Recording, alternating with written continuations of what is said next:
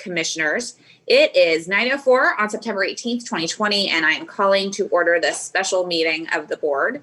The process we're using for today's meeting is authorized by Governor Gavin Newsom's Executive Order N-2920, which he issued on March 17th, which feels like a lifetime ago, to address the COVID-19 public health emergency. The meeting is occurring by video conference with all board members, our president and CEO, Housing Commission staff, and general counsel participating by video. For the record, I will ask each board member to indicate your presence as I say your name. So we're gonna do a quick roll call. Vice Chair Ryan Klempner. Here. Commissioner Dion Akers. I am here. Commissioner Maggie Davis. Here. Commissioner Johanna Hester. Here. I saw her, yeah. Commissioner Keely Hubbard. Okay, we think she's absent. Commissioner Mitch Mitchell. We heard him. Present. Great, thank you. No members of the public are in attendance. However, members of the public may watch the video conference and hear the audio of today's meeting, which is being streamed live online. The agenda for today's meeting included a link to the website for the San Diego Housing Commission Board of Commissioners where the public can access the live streaming for today's meeting. The public has been provided with the alternate opportunity to provide comments to the board through an online comment form. A link to this form was also included on our agenda for today's meeting, which was posted on the Commission's website, www.sdhc.org, on Tuesday, September 15th. A revised agenda was posted on the Housing Commission's website yesterday, September 17th. It added item 110 to the agenda for today's meeting. The agenda and the public comment form explain that comments about items on the agenda will be read into the record if they were submitted by 4 p.m. yesterday, Thursday, September 17th. In addition, non-agenda public comments submitted by 8 o'clock this morning will be read into the record. We received one non-agenda public comment for today's meeting from David Aguirre, who also submitted written materials that were emailed to the commissioners yesterday. Mr. Aguirre wrote, "Good afternoon. I hope this email finds you well. My name is David Gustavo Aguirre, and I am the youth and young adult organizer here at CASA, Community Action Service and Advocacy. Attached are written materials from CASA's SHAPE project, which pursues the elimination of tobacco use among the Asian Pacific Islander community in San Diego, eliminate secondhand smoke, and support local and state smoke-free policies that encourage tobacco prevention. Thank you for taking the time to distribute these materials to the board." Commissioners, I encourage you to take a look and make sure that you review those if you have not had an opportunity to do so. That concludes the non-agenda public comment. I did receive an email, which I forwarded on to Angie asking her to forward out this morning. I will also read that when we get to the item. It's regarding one of the Mattel purchases. I will now ask if any of the commissioners have comments they'd like to make. So we'll go down the list. Vice Chair Klempner. Commissioner Akers. Commissioner Davis. No comments. Commissioner Hester. I have none, thank you. And Commissioner Mitchell. I have no comments. Thank you, Chairman. Wonderful. And our next item will be the report from the President and CEO. Mr. Gentry. Thank you, Madam Chair. I do have a number of items I want to just bring to the board's attention. All these positive, very good reflections on the agency and what we're doing right now. The first is a biggie, and that is the Bank of America, as you saw from an email last month or earlier this month, Bank of America issued a grant to us for COVID-19 Emergency Rental Assistance Program on August the 20th, 2020. And you're going to hear more details later in today's meeting about the COVID-19 Emergency Rental Assistance Program and how the Housing Commission is proposing to use our funds to expand what the city's already allocated to it. But I wanted to share with you the good news about a grant we received from B of A. On August the 20th, Bank of America informed us that they were awarding $100,000 as an economic relief grant to the Housing Commission to support this program. These philanthropic funds supplement the federal funding the City Council originally allocated to this program, and the additional funding will enable this program to help more families and individuals pay their rent as the COVID-19 pandemic continues. My thanks go out to Bank of America for the generosity, and I would also encourage you all, as you see folks from B of A, to say the same thing. I would also like to thank our grants and city, county, and reinvestment task force teams, our staff, people who've been involved in this program, for their good work on obtaining this grant. I'll tell you, from the 12 years I've been here, and I cannot recall this size grant from a local business for one of our programs, and this is truly good stuff. So thank you to B of A. Since the last board meeting in July, we've had 2 grand openings I'd like to just point out as well. One was on August the 12th. We celebrated the grand opening of Benson Place Apartments in the Otay Mesa Nestor community. Vice Chair Klumpner joined Mayor Kevin Faulkner and Deacon Jim Vargas and Father Joseph Villages on site for this event. County Supervisor Greg Cox and County Council and City Council member Vivian Moreno also shared remarks by video. Benson Place is a former motel, good topic lately, that was transformed into 82 permanent supportive housing units for San Diegans who have experienced homelessness. The Housing Commission supported this development through our Housing First San Diego set of programs, which is our homelessness action plan. The Housing Commission awarded some 82 federal rental housing vouchers and a loan of more than $4.8 million from federal and city funds, excuse me, that we administer. I'd like to point out that the units at Benson Place are among more than 9,200 housing solutions for families that Housing First San Diego has created since we launched the program on November the 12th, 2014. Also, since the last board meeting, we did a grand opening of Encanto Village that occurred on July the 31st. This is another development that is part of our Housing First San Diego plan. And Encanto Village provides some 65 affordable rental apartments for low-income households in a core neighborhood in Encanto. 8 of these units are set aside for veterans who have experienced homelessness. The Housing Commission awarded some 8 Veterans Affairs supportive housing vouchers to Encanto Village to help these residents pay the rent. We also awarded a $1 million loan to support the development. I was pleased to join Mayor Faulkner, City Council member Monica Montgomery, County Supervisor Nathan Fletcher, and the developer of National Community Renaissance for this grand opening. 2 wonderful properties to add to our investment portfolio. And finally, what I'd like to do with there are several awards here we've received just lately. I want to read these off to you. I think these are significant and the way this agency is seen nationally and locally. The first, a large group of national awards that we've received just lately, and that is NARO, which is the National Association of Housing and Redevelopment Officials, just announced that the Housing Commission has received 4 National Awards of Merit this year. These awards recognize innovative housing and community development programs, projects, and services. And the award-winning programs are: 1 is our Landlord Services and Support Program, which provides help to our landlords who participate in our federal rental assistance program.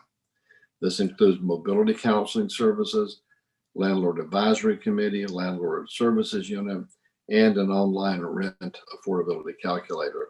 It's all part of our services to the people who provide housing to a lot of the folks we serve. And that's our Rental Assistance Division, run so well by Asif Zainal. The Rental Assistance Division also was recognized for automating its process of scheduling and providing results for housing quality standards inspections. Maybe not the sexiest topic in the world, but the quicker we get the work done, the quicker people get housed. Good stuff. It's the kind of background stuff that doesn't ordinarily get noticed. In the area of resident and client services, the SDHC Achievement Academy's Bridges to Career Opportunities program received an award of merit. This is the program that helps participants pursue certifications for a career as a certified nursing assistant or in the fields of customer service or information technology. Also, the Housing Commission's rehabilitation of the New Palace Hotel, which we did last year, was recognized in the project design category. The New Palace provides 79 affordable studios for seniors who experience homelessness or were at risk of homelessness. I'll point out that 2 of these programs have also been put in place and are finalists for another set of higher echelon awards from NARO's Awards of Excellence. And those are the New Palace Hotel and the Inspections Automation Project. Those 2 are in line for an even higher award later this year. I'll point out too that in NARO, the Encanto Village Development received an award of merit for an affordable housing development category. Those are all national awards that have come through just since July that I'm very pleased and proud of. Locally, we've received also 4 additional awards through Housing First San Diego that were recognized by as Ruby Awards from the San Diego Housing Federation. Those are the Beacon Apartments, which provides some 43 permanent supportive housing units, again for the homeless, across the street from San Diego City College. Zephyr, a former motel that was, again, motel theme, good theme for today. Zephyr, a former motel that was transformed into 84 permanent supportive housing units in the Grantville community. And also the Blue Water and Stella developments, which are adjacent buildings that provide some 158 affordable rental housing units, including 87 permanent supportive housing units for the homeless. These awards, both nationally and locally, reflect the good work that we're doing and recognition of those. And I think these reflect outstanding policy directions from you all on the board, as well as City Council, the leadership across all the departments of the Housing Commission, and the great work of our staff. And I just wanted to point these out to you, Madam Chair, and to the board for your recognition today. And that concludes my report. Thanks, Rick, and congratulations to the team for all those awards. It is nice to get good news period of time, so we really appreciate it. Additionally, I think, I'm continually blown away by how San Diego is doing its best to work together, and some of those partnerships from our business community, as exemplified by Bank of America, are just incredible, and that generosity can't be overappreciated. So I ditto Rick's comments that if you run into a B of A person, give them a elbow bump. I think that's what we're doing these days. So thank you, Rick. Next on the agenda is our approval of the minutes from the special meeting of July 10th, 2020 and August 4th, 2020. Do any of the commissioners wish to make any changes to the minutes, or is there a motion to approve? I'll make a motion to approve. Thank you, Commissioner Mitchell. Second. Thank you, Commissioner Akers. We have a motion by Commissioner Mitchell and a second by Commissioner Akers to approve the minutes of the special meetings of July 10th, 2020 and August 4th, 2020. For the record, I will ask each commissioner to say your name, say your vote on the motion when I state your name. So prepare yourself. Vice Chair Klumpner. Yes. Thank you. Commissioner Akers. Yes. Commissioner Davis. Yes. Commissioner Hester. Aye. Commissioner Hubbard, not here. Commissioner Mitchell. Aye. Thank you. Commissioners Klumpner, Akers, Davis, Hester, and Mitchell have voted in favor of the motion, and no were opposed. I also vote in favor of the motion, which carries with a unanimous vote. I'm not going to do that math that fast. Our consent agenda. Moving on, I have proposed that items 100, 101, 102, and 104 be placed on the consent agenda for approval this morning. Item 100 being the award of trash and recycling collection services contract.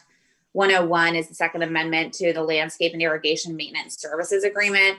102 is the approval of the award of job order contracting contracts. And item 104 is the final bond authorization of Ulrich Street Apartments. One public comment was submitted in support of item 104. Mary Jane Jagodzinski from Community Housing Works, I hope I did not just butcher your name, wrote the following in of item 104. Good morning, Ms. Chair, Commissioners, Mr. Gentry, and staff. On behalf of Community Housing Works, we would like to thank you for considering the final bond authorization for Ulrich Street Apartments today. We appreciate your partnership, bringing 96 new apartment homes to families and veterans in a wonderful Linda Vista neighborhood. Go Linda Vista.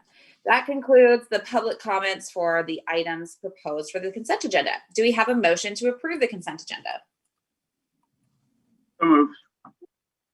Moved Second. by Commissioner, seconded by Commissioner Davis. All right, we're going to roll call the vote again. Vice Chair Klumpner, Yes. Commissioner Akers, Yes. Commissioner Davis, Yes. Commissioner Hester, Yes. Commissioner Mitchell. Aye. Yes. Thank you. Commissioners Klumpner, Akers, Davis, Hester, and Mitchell have voted in favor of the motion. None voted to oppose. I also vote in favor, which carries unanimously. We will now proceed with the presentations today. The PowerPoint presentations were emailed to the commissioners yesterday, September 17th, and are posted on the Housing Commission's website. The first item is 103, the fiscal year 2021, Section 8 Administrative Plan. No public comments were submitted for this item. In thinking about today's meeting, it did occur to us that this would be a possibly, and when I say us, myself and senior staff, that this could possibly have been a consent agenda item. But given the enormity of Section 8 to our work, it felt important to move through some of this. So we are going to have an abbreviated presentation by Senior Vice President of Rental Assistance, Azucena Valladolid, who will be presenting this item. Please begin whenever you're ready, Azucena. Good morning. Thank you. Good morning, Chair, Commissioners, Mr. Gentry and Council. I'm Azucena Valladolid, Senior Vice President of Rental Assistance and Workforce Development. With me is Carrie Bell, who's Vice President of Rental Assistance. HUD requires that all public housing authorities maintain a board-approved administrative plan that contains the current policies by which it governs its Section 8 Housing Choice Voucher Program. The plan must state the PHA's policies in those areas where the PHA has discretion to establish local policy. The federal fiscal year 2021 Section 8 administrative plan includes a few noteworthy changes to the policies regarding the administration of the Section 8 Housing Choice Voucher Program. A summary of the administrative plan changes is included in the board report, and we respectfully seek the board's approval of the fiscal year 2021 Section 8 administrative plan and the implementation of the new policy. Next slide, please. The fiscal year 2021 Section 8 administrative plan includes the following HUD mandated and Housing Commission proposed changes: alternative housing quality standards inspection policy, removal of reasonable accommodation requirement for special housing types, set payment standards as the maximum amount the Housing Commission will pay for the project-based voucher program. Next slide, please. Include the eligibility definition and selection process for the Youth Family Unification Program, and update the supportive service requirement and selection process for the Monarch School project. Next slide, please. HUD requires assisted units in the Housing Choice Voucher Program to meet a minimum set of federal standards called Housing Quality Standards, or HQS. SDHC conducts on-site inspections of assisted units on a regular basis to ensure HQS compliance. Due to the COVID-19 pandemic, SDHC received approval from HUD to implement a temporary alternative HQS inspection policy. This alternative inspection policy allows landlords and tenants to certify the condition of the subsidized units in lieu of a physical inspection as a safety precaution and measure to prevent the spread of COVID-19. Due to a government order, SDHC has implemented the alternative HQS inspection policies, and the approval and policy must be included in the Section 8 administrative plan. Next slide, please. SDHC policy states, currently SDHC policy states that clients wanting to utilize the special housing types, congregate housing and group homes, must submit a reasonable accommodation request. The proposed policy change would allow all qualifying clients greater access to those special housing types by removing the extra step of having to go through the reasonable accommodation request process. The HUD definition of congregate housing and group homes already includes clients with disabilities and elderly, thus making the reasonable accommodation step unnecessary. Next slide, please. Setting payment standards as the maximum rents for the project-based voucher program establishes that the maximum amount SDHC will pay per project-based voucher unit for initial contract rent or subsequent rent increases will be the corresponding SDHC payment standard. This is a clarification of the current practice and establishes consistency among tenant and project-based voucher subsidies by setting a maximum subsidy equal to the SDHC payment standard. Next slide, please.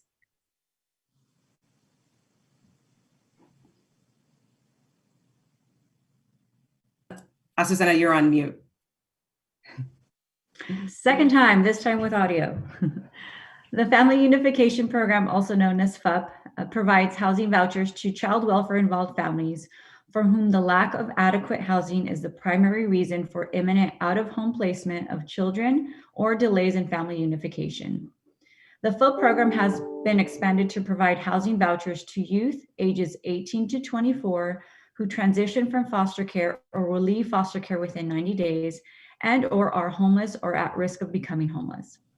In April 2020, the Housing Commission received 75 new FUP vouchers from HUD to include former foster youth. Next slide, please. Additionally, HUD requires families or youth referred to the Housing Commission for a housing voucher to be assisted in the order of the position on the Section 8 Housing Choice Voucher waiting list. The changes incorporate the definition of youth under the program, outline eligibility, and the selection process as established by HUD. Next slide, please. The Monarch School Project is a Housing Commission moving to work tenant-based rental assistance program in partnership with a nonprofit, Monarch School. It offers affordable housing solutions and supportive services to families experiencing homelessness with children attending Monarch School. The proposed change will encourage, rather than require, family engagement in supportive services, making the program more accessible to participants and ensure housing sustainability through a housing first model. Additionally, interested families will be entered into the coordinated entry system, which is a list of people in the region experiencing homelessness, prioritized by community standards to be referred to available housing inventory. This change will follow the existing selection process for all other Housing Commission programs dedicated to homeless populations. Next slide, please. This concludes our presentation. We respectfully seek the board's approval of the fiscal year 2021 Section 8 administrative plan and the implementation of the new policy. Carrie and I would be happy to answer any questions you may have. Thank you. Commissioners, do we have any questions? Give it a beat. Thank you. Do we have a motion on this item? I move to pass it. Thank you, Commissioner Davis. And second? Second. I'll second. I have a question, just a clarification on the Monarch aspect. So the enhancement on the Monarch School will be to encourage, Mark, can you explain what that was again? You said there was a small change? Sure. So Monarch School Project is one of our early MTW initiatives, and we initiated it as a pilot program. And so over the years, it's sort of progressed and evolved. Initially, the supportive services that were offered to the families was part of one of the requirements that families had to engage in order to maintain the housing assistance. Mhm. And so over the years, we found that should not be a requirement, and that instead families should be offered supportive services, but that they should not be required to participate in the services as a condition of housing. So the change is to go from a requirement of services to engaging and offering it as an option, but still offering it to the families so that they can rehabilitate and address their needs. Well, that makes sense. But so what led you to believe that they should just be offered? I mean, did you find that most of them didn't need the services? They just needed a place. They just needed housing. So the rest of our permanent supportive housing programs that are addressed to homeless populations are all under what's called a housing first model. It's a nationwide model that has proven to be more successful when dealing with homeless populations. It basically states that you are to house the homeless populations first and then address all of the needs as secondarily, because at the end, the purpose is to maintain housing sustainability within the households. We also found that we've provided a more robust level of supportive services under this current model at Monarch. We went from having Monarch and the Housing Commission's Achievement Academy providing services to contracting out with a homeless service provider that is, has the expertise to provide the services. So we find that we are seeing more of the families engage in the supportive services now that we've contracted out to a third party. Okay. All right, that's fair. So then you'll just offer them that connection to the outside third party. Correct. Okay. All right. Thank you for the clarification. You're welcome. And Madam Chair, if I could please, just briefly, just for context, each housing agency in the country is required to come up with a plan for how it will administer its voucher program. That's been the case since the program came into being way back in the 70s. And we've got, at this point in our history, multiple plans, some of which don't always dovetail. One is, as Susan said, Housing First, which is governing our homelessness endeavors. And we've also got our Move into Work plan. So that from time to time, we will need to do some technical adjustments to make sure the plans all dovetail and fit together, even though they're all still required. So the good for this, though, is that for any board member, and this is particularly for the newer ones here, who would want to see how a program is defined, how it works in general, these plans are there. We'd be glad to supply them to you and provide folks to tell you how they work in reality for any of our operations. And although the federal programs are all pretty heavily regulated, they also provide some local flexibilities, and our ability to work with the Monarch School with vouchers for some of the homelessness related problems there is unique to San Diego. And the plan very good about letting us adapt and do that. Thank you. So we have a motion by Commissioner Davis and a second by Commissioner Mitchell. We're going to go through the votes again. Vice Chair Klumpner. Yes. Commissioner Akers. Commissioner Akers. Yes. Sorry about that. Oh, I was supposed to, I'm going to guess you're on mute. Commissioner Davis. Yes. Commissioner Hester. Yes. And Commissioner Mitchell. Yes. Commissioners Klumpner, Akers, Davis, Hester, and Mitchell have voted in favor. None of them have voted opposed. I also vote in favor, which carries by a vote of 6-0. Our next item is item 105, the final bond authorization for the Orchard at Hilltop Family Housing. Gentlemen, before we move on, I have a question. How many? I forgot to ask on the one last question on the Monarch piece. How many families from Monarch are getting housing today? Currently, we have 25 families that are being assisted. Okay, thank you. Thank you for the question. Our next item is 105, the final bond authorization for the Orchard at Hilltop Family Housing. No public comments were submitted for this item. Vice President of Multifamily Housing Finance, Colin Miller, will be presenting this morning. Colin, please begin whenever you're ready. Thank you. Good morning.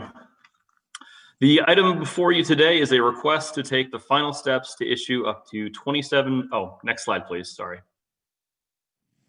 Still working on my Zoom. The item before you today is a request to take the final steps to issue up to $27,885,943 million in multifamily housing revenue bonds, as well as up to $3.5 million in taxable bonds for the construction of the Orchard at Hilltop, a proposed 113-unit affordable multifamily development to be located at 922 Euclid Avenue in the Encanto neighborhood of Council District 4.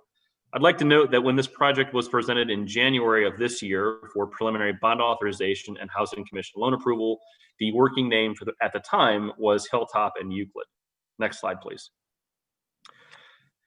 The Orchard at Hilltop is a proposed new construction mixed-use development containing 111 affordable apartment homes for single-member through large family low-income households, as well as 2 manager units for a total of 113 units. 25 of those units will be served by project-based vouchers from the Housing Commission. Those units served include 7 studios, 6 one-bedroom, 5 two-bedroom, 4 three-bedroom, and 3 four-bedroom units for a total of 25 non-PSH project-based vouchers. The project's 111 affordable units will remain so for 55 years, and these units will be located in 2 4-story buildings and 1 3-story building. Next slide, please. A separate single-level building will contain a community room and other common area features listed on this slide for the enjoyment of future residents. The project will also include several infrastructure improvements, including the extension of Hilltop Drive from its current terminus at the drainage crossing east to the existing signalized intersection at Euclid Avenue, the construction of a raised center median along the project's frontage on Euclid Avenue, and the restoration and enhancement of a naturally occurring arroyo, which will create a natural habitat amenity and focal point for the community. Next slide, please. The developer was successful in obtaining a competitive allocation of over $27 million in 4% bonds and credits, and has obtained all other necessary funding commitments. These sources of funding, as well as project-based vouchers, will trigger the payment of prevailing wages. Next slide, please. The development site is located here at 922 Euclid Avenue and is a vacant parcel that is currently owned by Civic San Diego. The developer, Affirmed Housing, has negotiated a disposition development agreement with Civic San Diego, and pursuant to the terms of that agreement, Affirmed Housing will redevelop the eastern half of the vacant 9-acre site, and a market rate developer named Infill Development Company will construct 20 market rate single-family dwelling units and 27 market rate 2- and 3-story townhomes on the western half of the site. The terms, conditions, and financing of the affordable and market rate components are entirely separate from one another.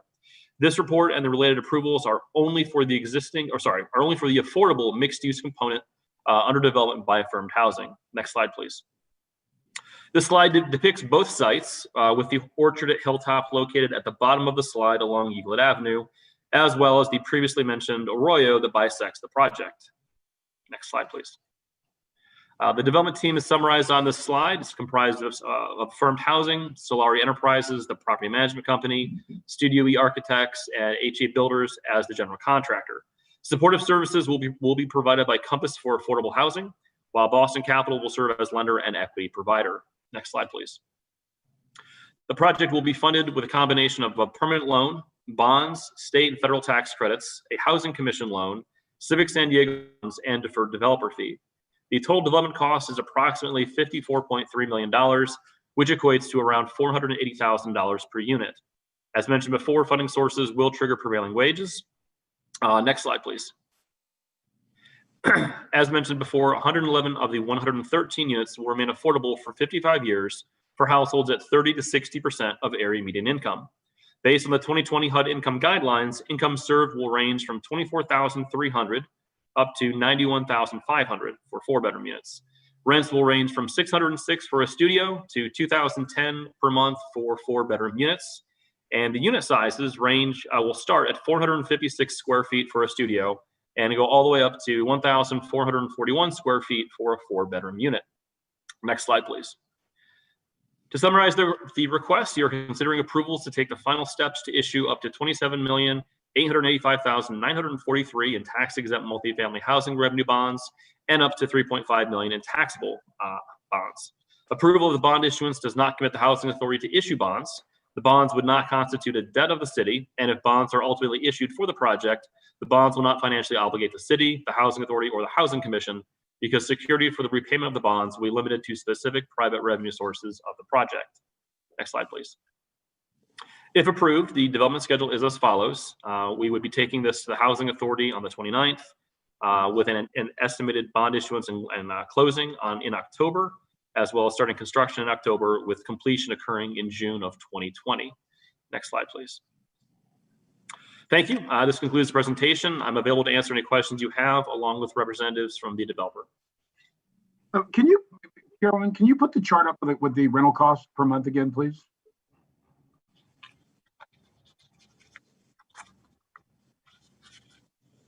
Yeah.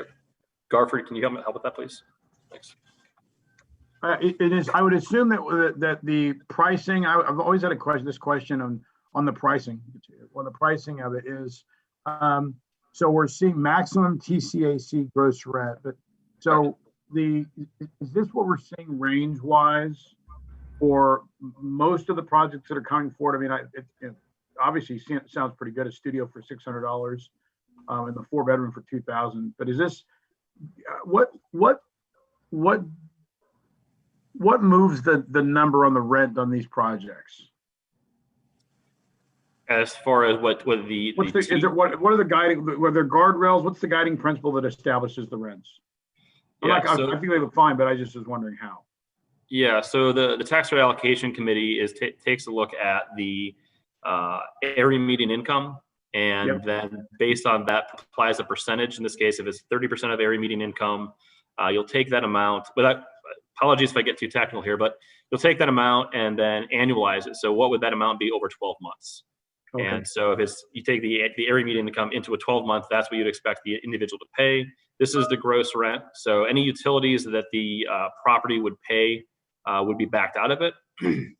So this is the maximum that a tenant could expect to pay.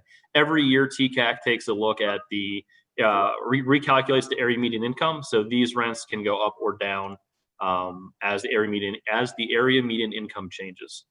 So that's interesting. So in the middle of a COVID impacted economy, there's a chance that the area median income is going to go down this year. So so this rent chart will look different next year. That's possible. Yes. Okay. Thank you. Yep. Do we have any additional commissioner questions or comments? Madam Chair. Yeah. This is Rick. Mitch, let me give you another perspective on this from about a 30,000 foot level. And just as background, I worked in the tax credit world for about 10 years before moving here 12 years ago.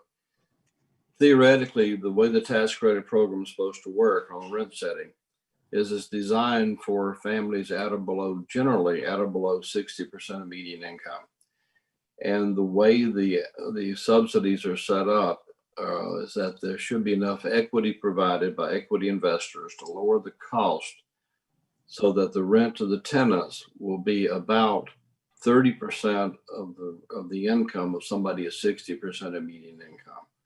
So it's backed into by the income limit of the families that it's served.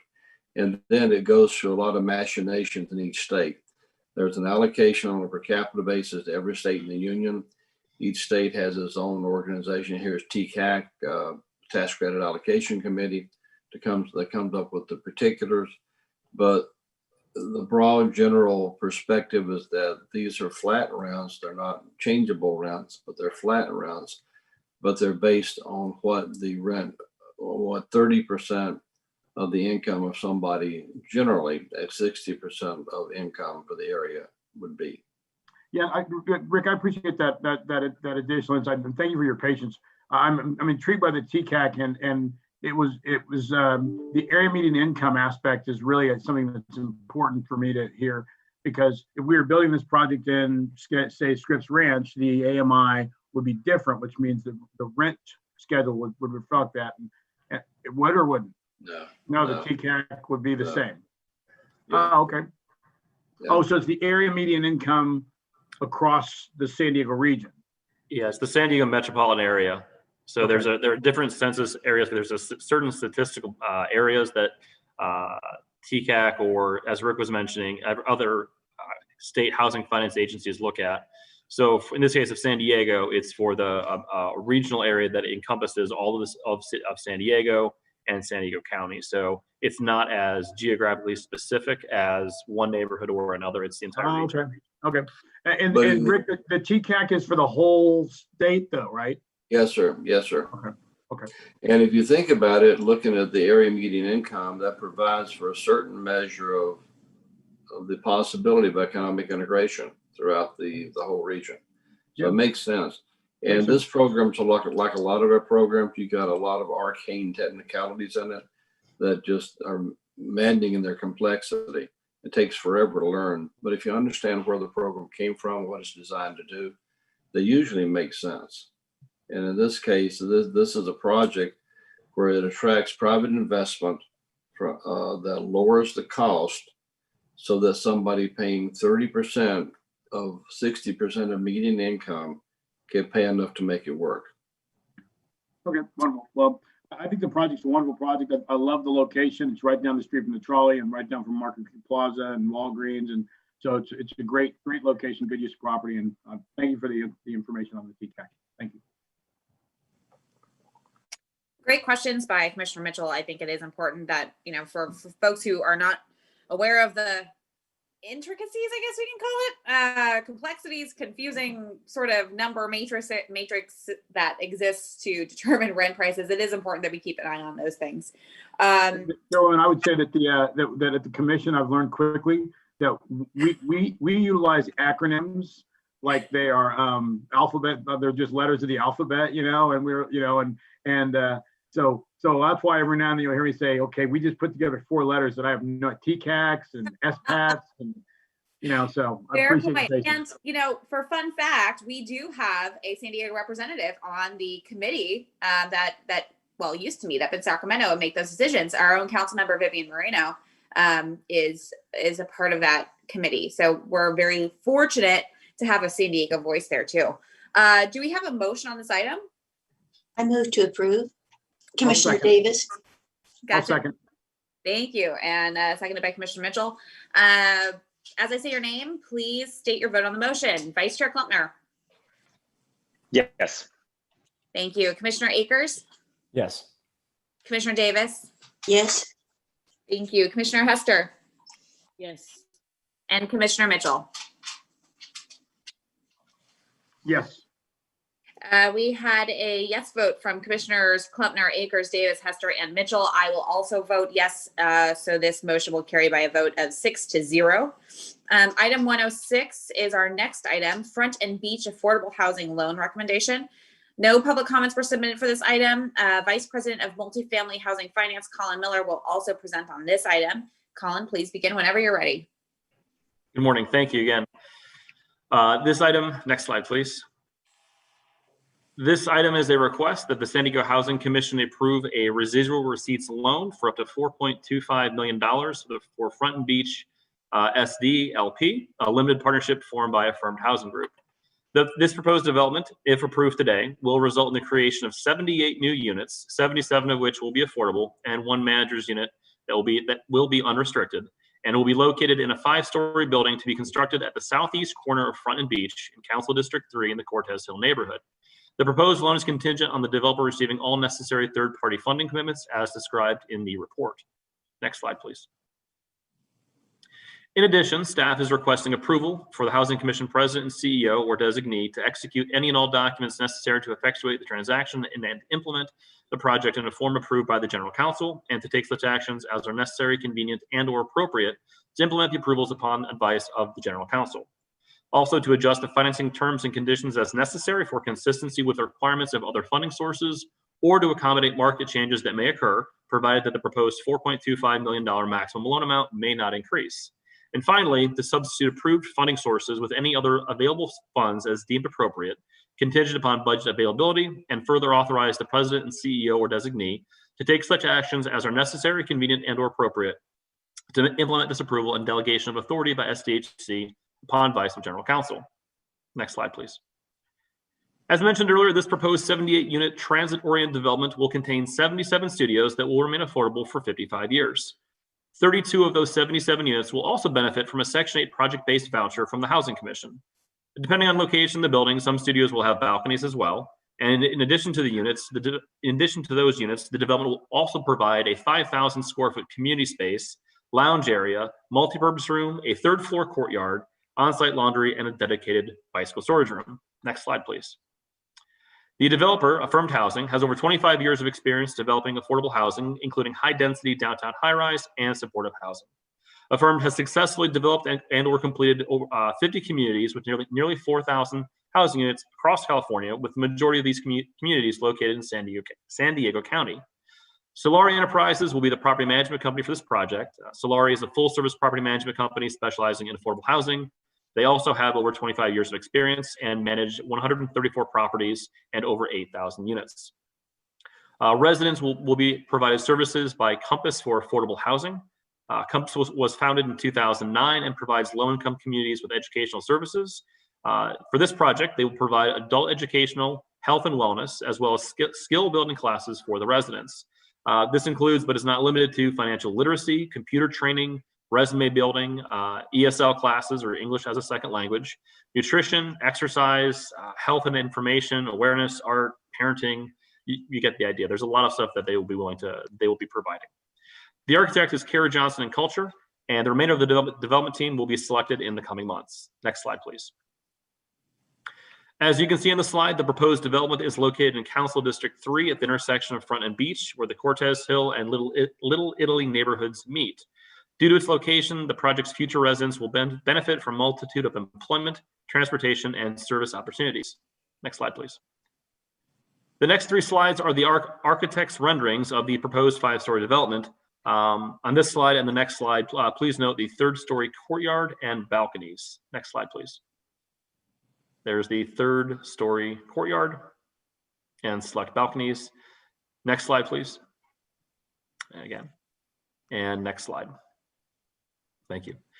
In addition to the requested loan from the Housing Commission, the development will also be funded by a permanent loan, Cal HFA loan, state and federal tax credits, as well as a deferred developer fee. The total development cost for the project is approximately $36 million, which equates to around $467,000 per unit. This project will be subject to state and federal prevailing wages. Next slide, please. 32 of the studios will be affordable for households at 30% of area median income, while the remaining 45 will be affordable for households at 80% of area median income.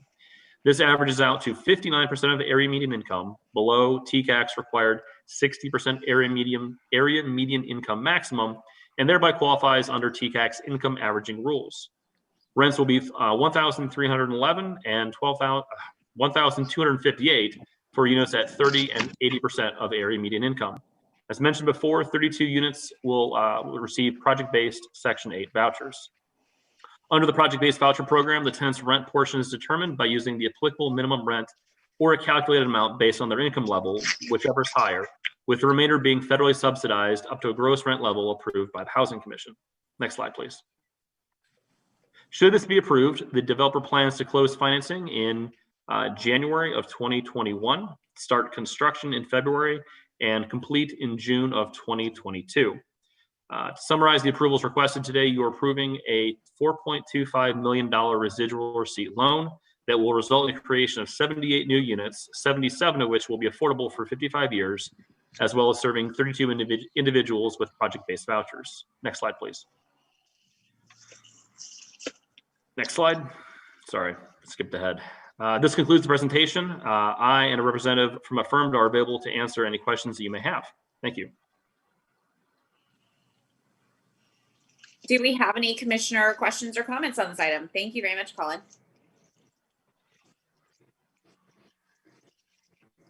Okay. Carolyn, I have a question, and I think Rick and I talked about this the other day about move-in packages. So when families move in, like the Monarch families, when they move into housing that we're providing, or people moving into these, I'm assuming the Monarch families don't have anything. So we obviously offer the supportive services, but how do they get settled as it relates just to the necessities like utensils, plates, cups?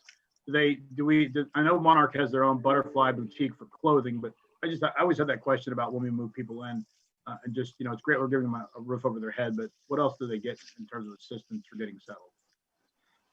Yeah, so I can speak to the social services that will be provided, but of the services that are provided, none of them are providing move-in, to your comment or to your question, utensils. So I'll pass. Mitch and Madam Chair, if I could, ordinarily it's the developer, Mitch, who provides that sort of stuff. So in this case, it'd be Silverwood and Affirmed who would come up with that. So it's to everybody's benefit that the tendencies be successful. And so I think if you get someone moving in who doesn't have sheets for the beds or plates for the kitchen, the developer either does that or comes up with another services agency that will. And the background to that for the rest of the board and staff is that Mitch is graciously volunteered Lucky Duck Foundation to perhaps be an aid in this going forward. And I think that Colin, for us, and Mitch, thank you very much for bringing it up.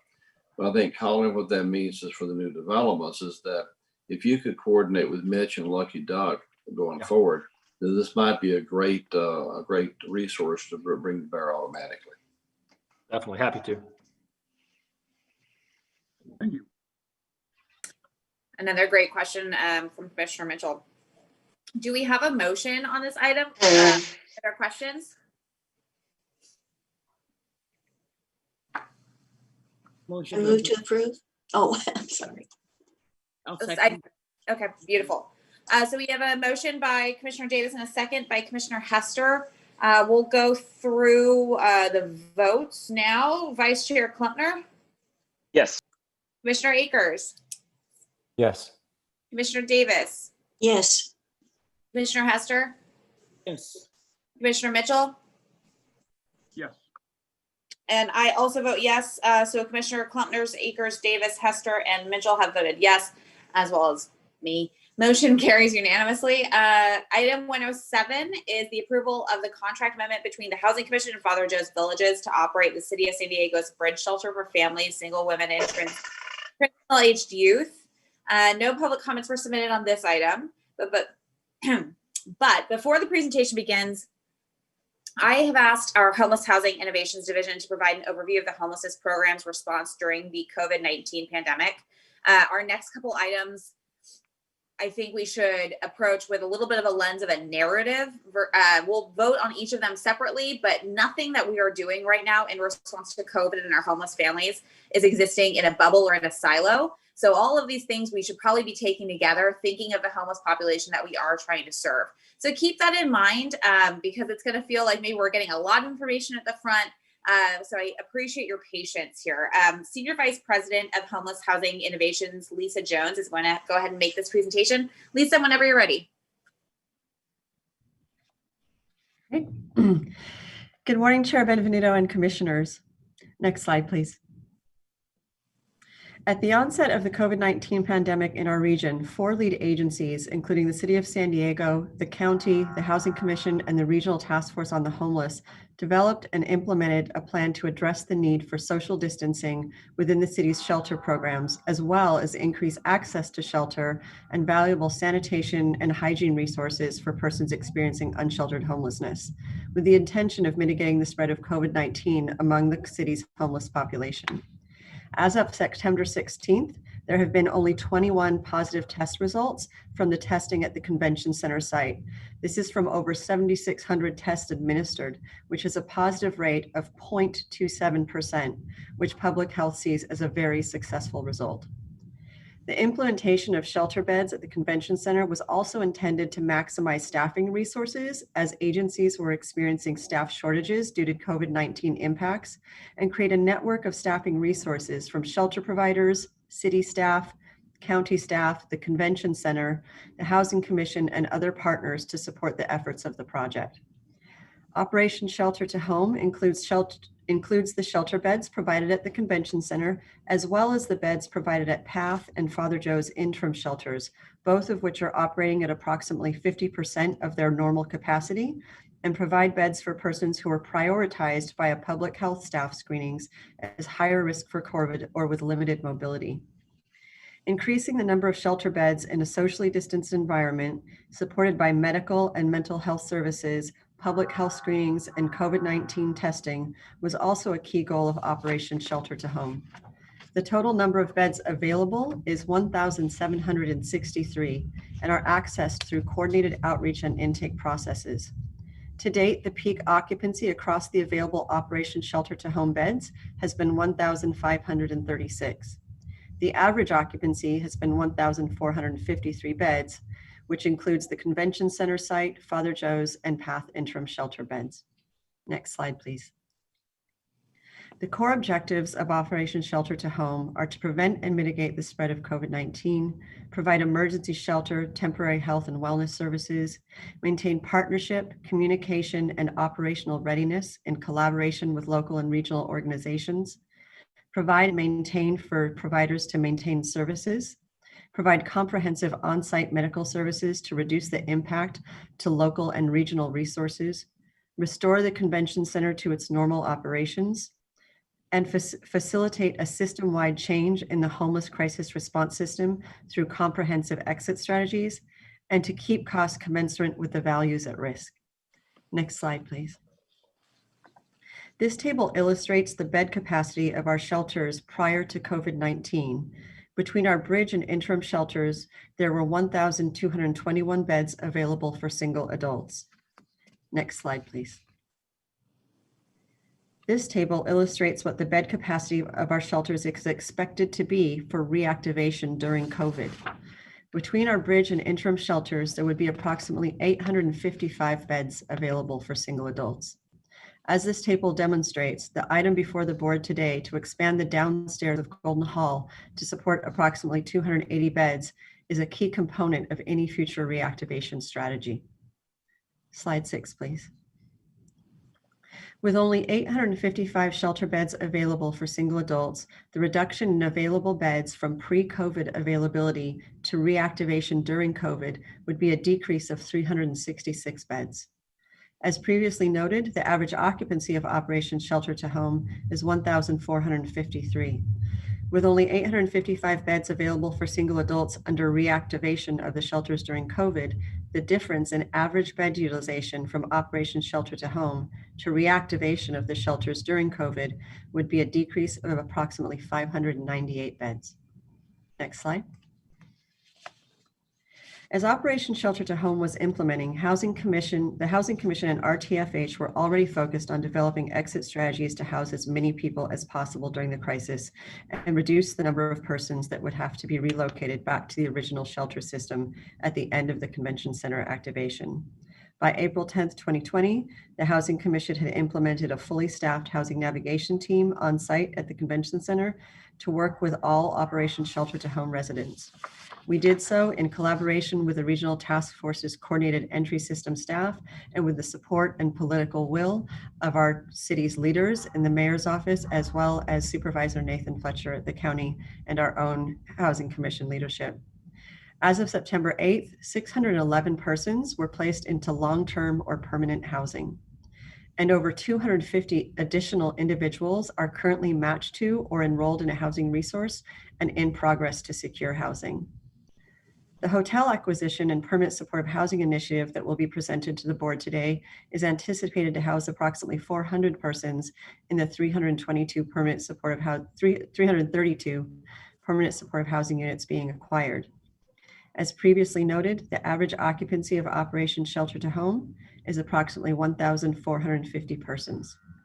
When you consider the 400 to be housed through the Hotel Permanent Supportive Housing Initiative and the over 250 that are in progress with housing placement, the remaining need for shelter beds for residents of Operation Shelter to Home under our reactivation of the previous shelters will be significantly reduced, and over 1,200 persons previously experiencing homelessness in our city's shelter system or on our streets will have been housed.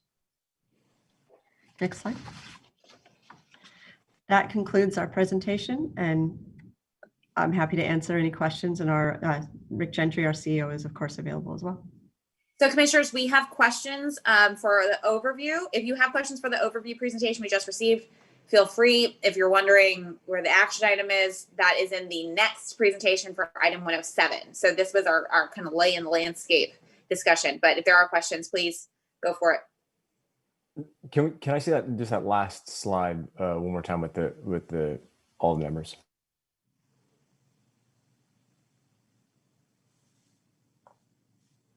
And Deanna, and to the rest of the board, we can get this stuff out to you if it's not already out there, so you've got this report in hand easily. Yeah, and in staff's defense, I'm sure I have this presentation in my email. I was just making a quick note that ran away. Thank you.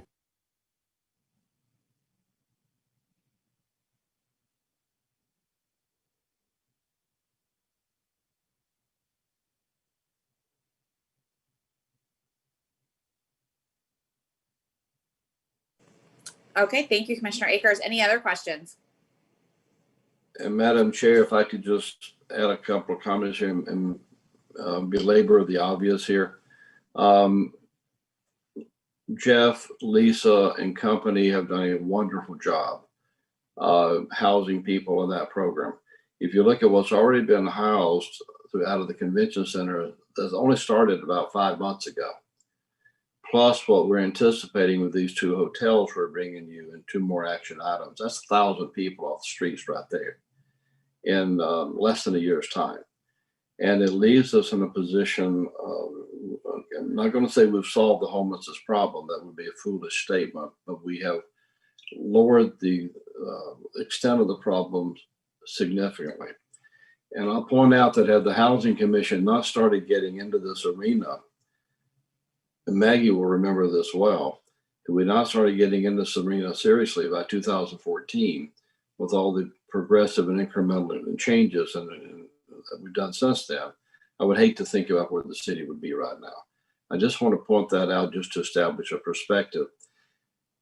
When I got here 12 years ago, this was an arena of homelessness that we didn't touch as an organization.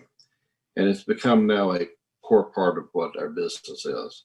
And I think that if you look at what we've done and what Lisa and company are doing now, it's excellent work and got some good numbers, some good metrics here to point out. Thank you.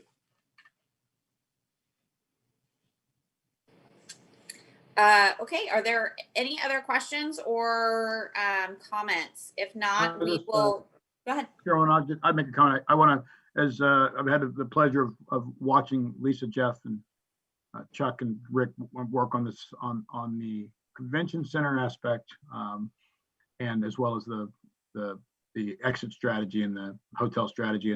And I will echo what Mr. Gentry said, that it has been impressive to watch. And I think that the sad part of this discussion is that, you know, the homelessness crisis, you know, reached a point where it took a nationally known HEPA crisis to really drive a greater focus. And and I commend the Housing Commission for how they jumped into action and said, now's the time to really take this over and drive it properly. And you know, are we ever going to get rid of homelessness completely? No, but I will tell you that I'm really proud of what the city's doing to address it aggressively and with seriousness. It's not half-hearted. So kudos to you, Cheryl, and the entire commission staff for what they're doing.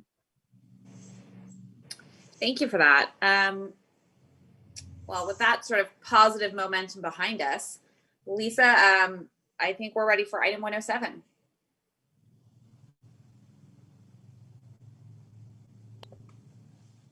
All right. Good morning again. With me today is Casey Snell, our Director of Housing First Administration for the Homeless Housing Innovations Division.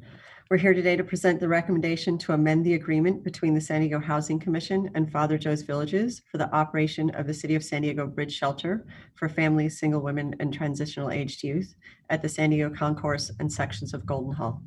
Next slide. The Housing Commission administers the agreements for the city's bridge shelter programs through a memorandum of understanding with the City of San Diego. The City Council authorized the current MOU on June 16th, 2020 for a one-year term with 2 one-year options to renew. The Housing Commission Board and Housing Authority first authorized execution of agreements for the operation of the city's bridge shelters from December 1st, 2017 to June 30th, 2018. On June 11th, 2019, the Housing Authority approved the third option to renew from July 1st, 2019 to June 30th, 2020. This approval included long-term relocation of the bridge shelter for families and single women to the San Diego Concourse and parts of Golden Hall. Next slide. On December 10th, 2019, the Housing Authority approved the 6th Amendment between the Housing Commission and the city to expand services to transitional aged youth at Golden Hall to help respond to an existing gap in the homeless shelter system. On June 16th, 2020, the City Council authorized execution of agreements with Alpha Project, Father Joe's Villages, and Veterans Village of San Diego to continue to operate the city's bridge shelters during fiscal year 21. The contracts with Father Joe's Villages and Alpha Project were based on a competitive procurement process. The City Council also approved an MOU with the Housing Commission regarding the administration of homeless housing assistance and prevention, or HAP program funding. A portion of HAP funds are allocated to fund the operation of the city's bridge shelter program. Next slide. The city's bridge shelter program provides temporary shelter and services for families and individuals experiencing homelessness in the city of San Diego. The program applies a housing first approach that assists clients in identifying appropriate housing solutions and provides connection to needed resources to provide long-term stability. On March 24th, 2020, families from the Golden Hall Bridge Shelter were relocated to pre-identified hotels in response to the COVID-19 pandemic. Next slide. On April 7th, the single women and transitional aged youth residents transferred to Operation Shelter to Home, located at the Convention Center site. The relocation was one component of Operation Shelter to Home, the city's collaborative response to mitigating the impact of COVID-19 on persons experiencing homelessness. Next slide. The fiscal year 21 contract renewals approved by the Housing Authority in June 2020 authorized the continued operation of the bridge shelter for families, single women, and transitional aged youth at the Golden Hall location once it is determined to be appropriate to resume operations there. Based on Operation Shelter to Home exit strategies and relocation activities compelled by the onset of COVID-19, the city has determined to further expand the current 288-bed bridge shelter at Golden Hall by adding 280 shelter beds for a total of 568 beds and cribs. Total bed capacity may be impacted based on future and/or ongoing social distancing requirements issued by the County of San Diego Department of Public Health. Any reduction in the approved budget due to changes in bed capacity will be reflected through administrative amendments to the budget. This would not be a one-for-one reduction in costs, as some economies of scale may be lost in a reduced bed capacity scenario. Next slide.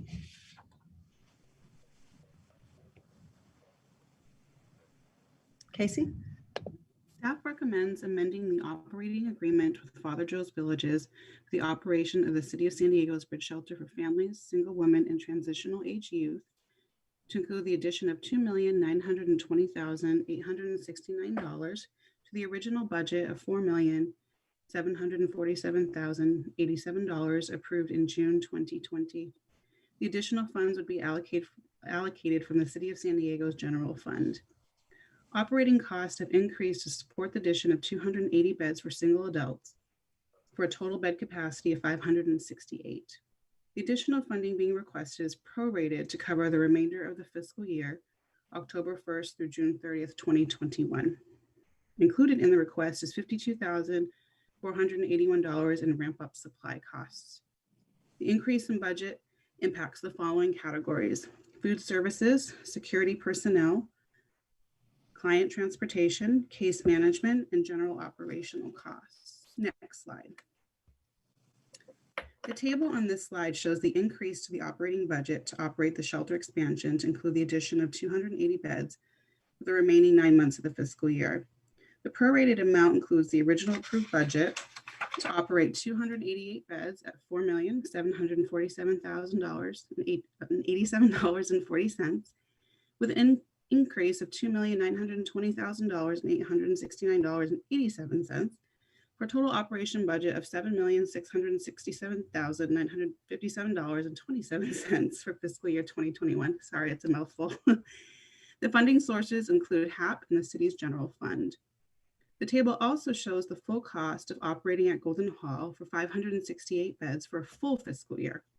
The total operating yearly budget is $8,693,860.19, which includes an additional $119,454.63 to the annualized budget to accommodate for 2 case manager positions currently paid for by the Regional Task Force on the Homeless.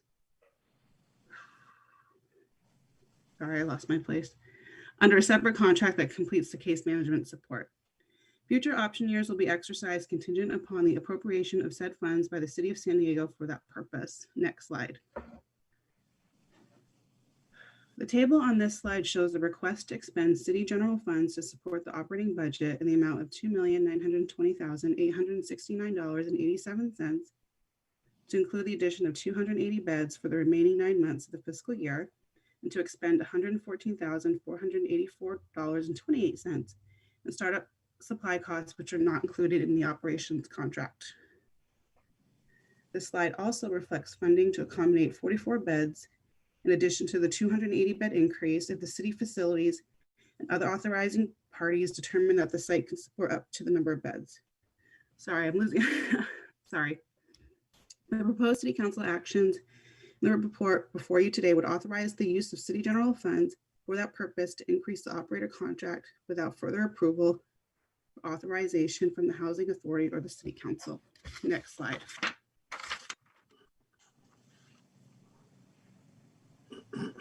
Staff requests that you recommend that the Housing Authority take the following actions. Approve an amendment to the operating budget with Father Joe's Villages for the operation of the City of San Diego's Bridge Shelter for families, single women, and transitional age youth at Golden Hall with expanded capacity to serve 280, excuse me for a second. No problem. Actually, you know what, Casey, I'm going to give you, that happens to me too. I lose my breath and then it's just like, you're not getting it back. I'm sorry. I'm pregnant with twins and I feel like they're pressing on my lungs right now. I'm so sorry. It happened to me when I was pregnant too. And I'm going to ask a question real fast. So Lisa, maybe you can help me out. We're going to give Casey a breather, literally.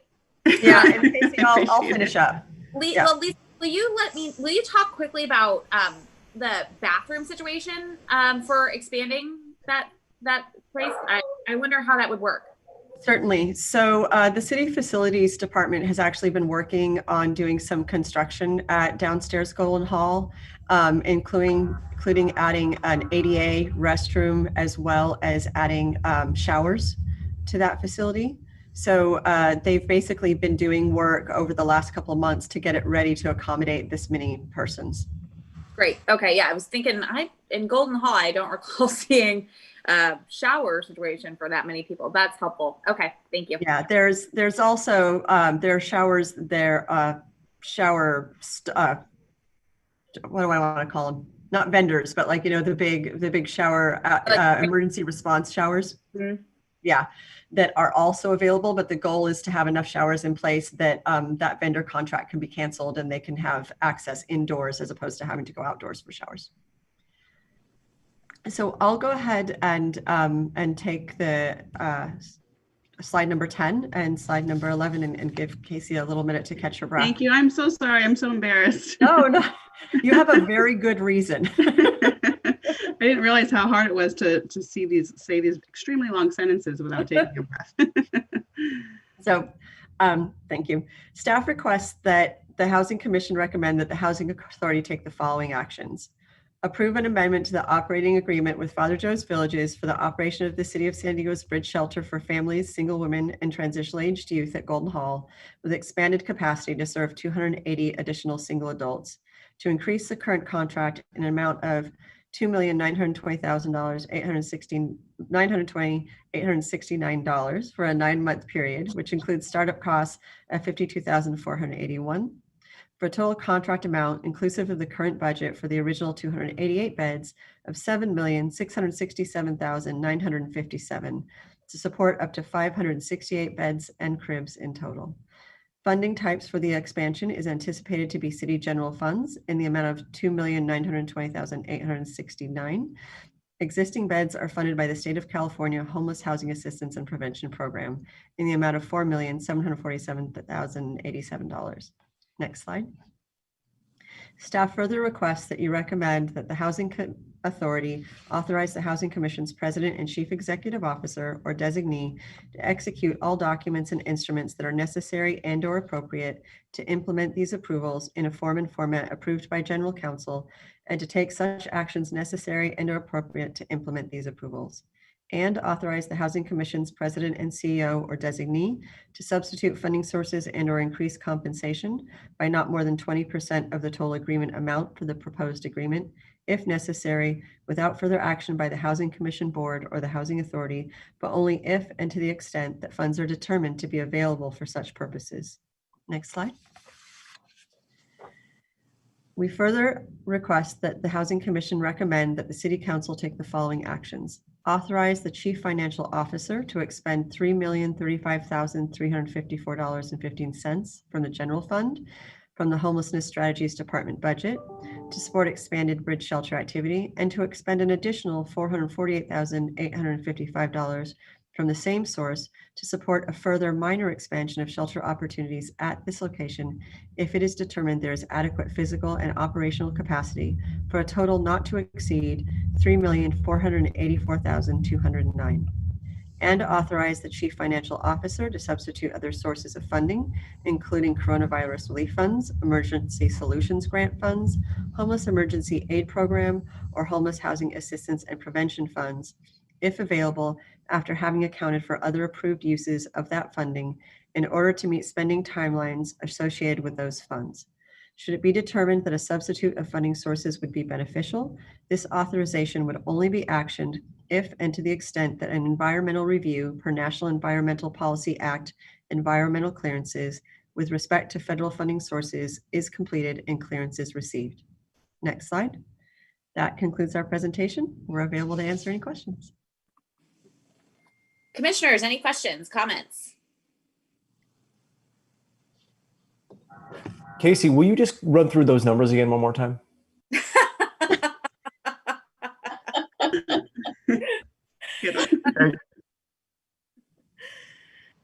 No, my only genuine comment was can someone go over again just I think like the one time the startup funds, are those coming from a different funding sort? The additional startup funds, they're all, right, but they're also general fund dollars. That tripped me up a little bit there. Okay, yeah, and that it's a little confusing because there's two different pieces of startup funds. So there's 52,000 approximately in startup funds that are in the operator contract that the operator will procure. That comes from general fund, and then there's a further 114,000 that the city or the housing commission may procure. And that also comes from general fund, and that makes up that maximum 3.4 million. Thank you. Thank you. Any other questions or a motion? Move to approve the motion. Yeah, I'll second that. Okay, we have a motion by Commissioner Davis, a second by Commissioner Akers. We're going to go through roll call vote again. Vice Chair Klempner? Yes. Vice Chair Akers? Yes. Vice Chair Davis? Yes. All right, you guys know. Commissioner we all Hester? got promoted. Yeah, mazel tov. Commissioner Hester? Yes. Commissioner Mitchell? We'll give him a second. The Commissioners Klempner, Akers, Davis, Hester have voted in favor. I will also vote to support the motion, so it will carry with 5 in favor and 1 not voting. Item 108 is our next item. It is the Residence Inn Hotel Circle and Residence Inn Kearny Mesa property acquisition. We did receive a number of public comments in support and in opposition to this item. And Chuck, if I'm not allowed to do this, please hop in and let me know. But I also received a letter that I would like to read into the comment. Can I do that? That's allowed, right? Yes, you may. Cool. All right. Well, I'm going to do it. This is from Emily Cottrell. Hi, Stephanie. I am writing with regard to the proposed purchase of the Residence Inn in Kearny Mesa. As the president of the Claremont Coalition on Homelessness, my hope is that the city can continue to expediently provide housing to people experiencing homelessness, particularly during the pandemic. With respect to the Kearny Mesa Residence Inn location, I would like to ask the Housing Commission to seriously consider the input of people experiencing homelessness when it comes to which services it offers its residents. For example, there are issues related to access and walkability at the Kearny Mesa site for those who do not have vehicles, and it may be difficult for some to access city facilities such as libraries and parks nearby. We hope that the site operators will be able to provide services such as a shuttle, computer lab, and outdoor space. I appreciate any work that is being done to end homelessness in the city. It will help to have more permanent supportive units in our neighboring Claremont. Sincerely, Emily Cottrell. This was also emailed out. I just wanted to make sure that you guys saw it. So with that, I will turn it over to Chuck Christensen to read the remainder of the letters into the public comment.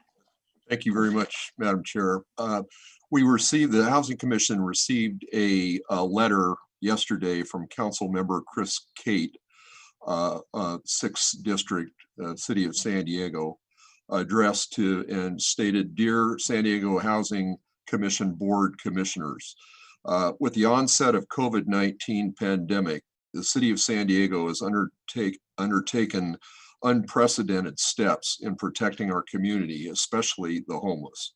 On April 1, 2020, the mayor announced Operation Shelter to Home, opening the doors of the San Diego Convention Center to serve as a temporary regional homeless shelter.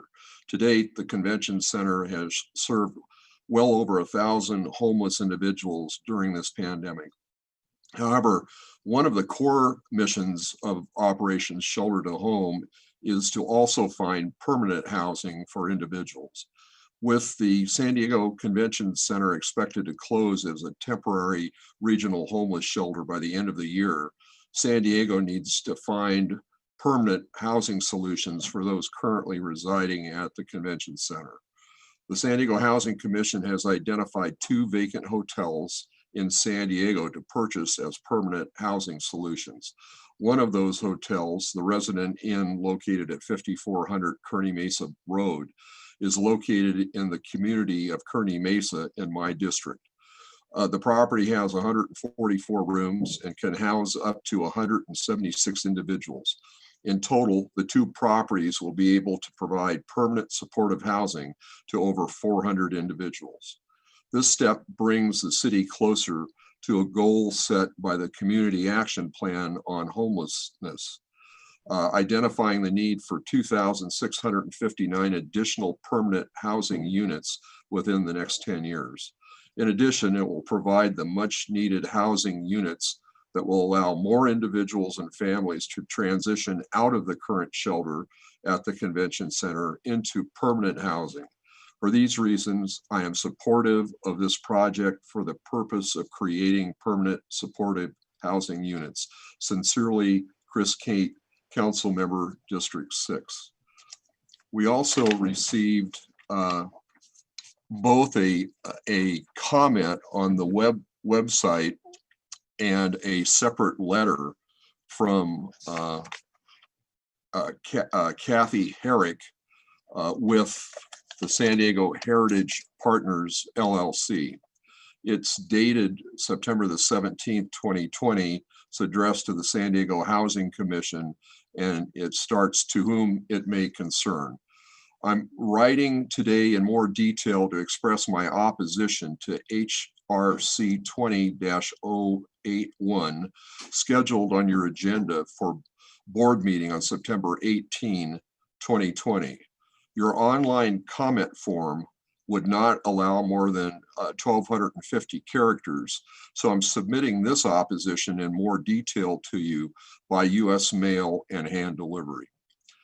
As managing member of San Diego Heritage Partners, LLC, which owns the Atwood Hotel located at 1201 Hotel Circle South, San Diego, California, 92108, just down the street from the Marriott Residence Inn that you're considering for purchase to convert to a permanent homeless location.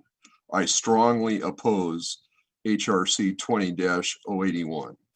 As you might imagine, our hotel, like others in San Diego, saw a 90% drop in business due to the pandemic. When fully occupied during the summer months, we write some huge checks to the city of San Diego in the form of TOT taxes, funding in part services for the homeless. Additionally, we employ 30 full-time staff members when not in pandemic.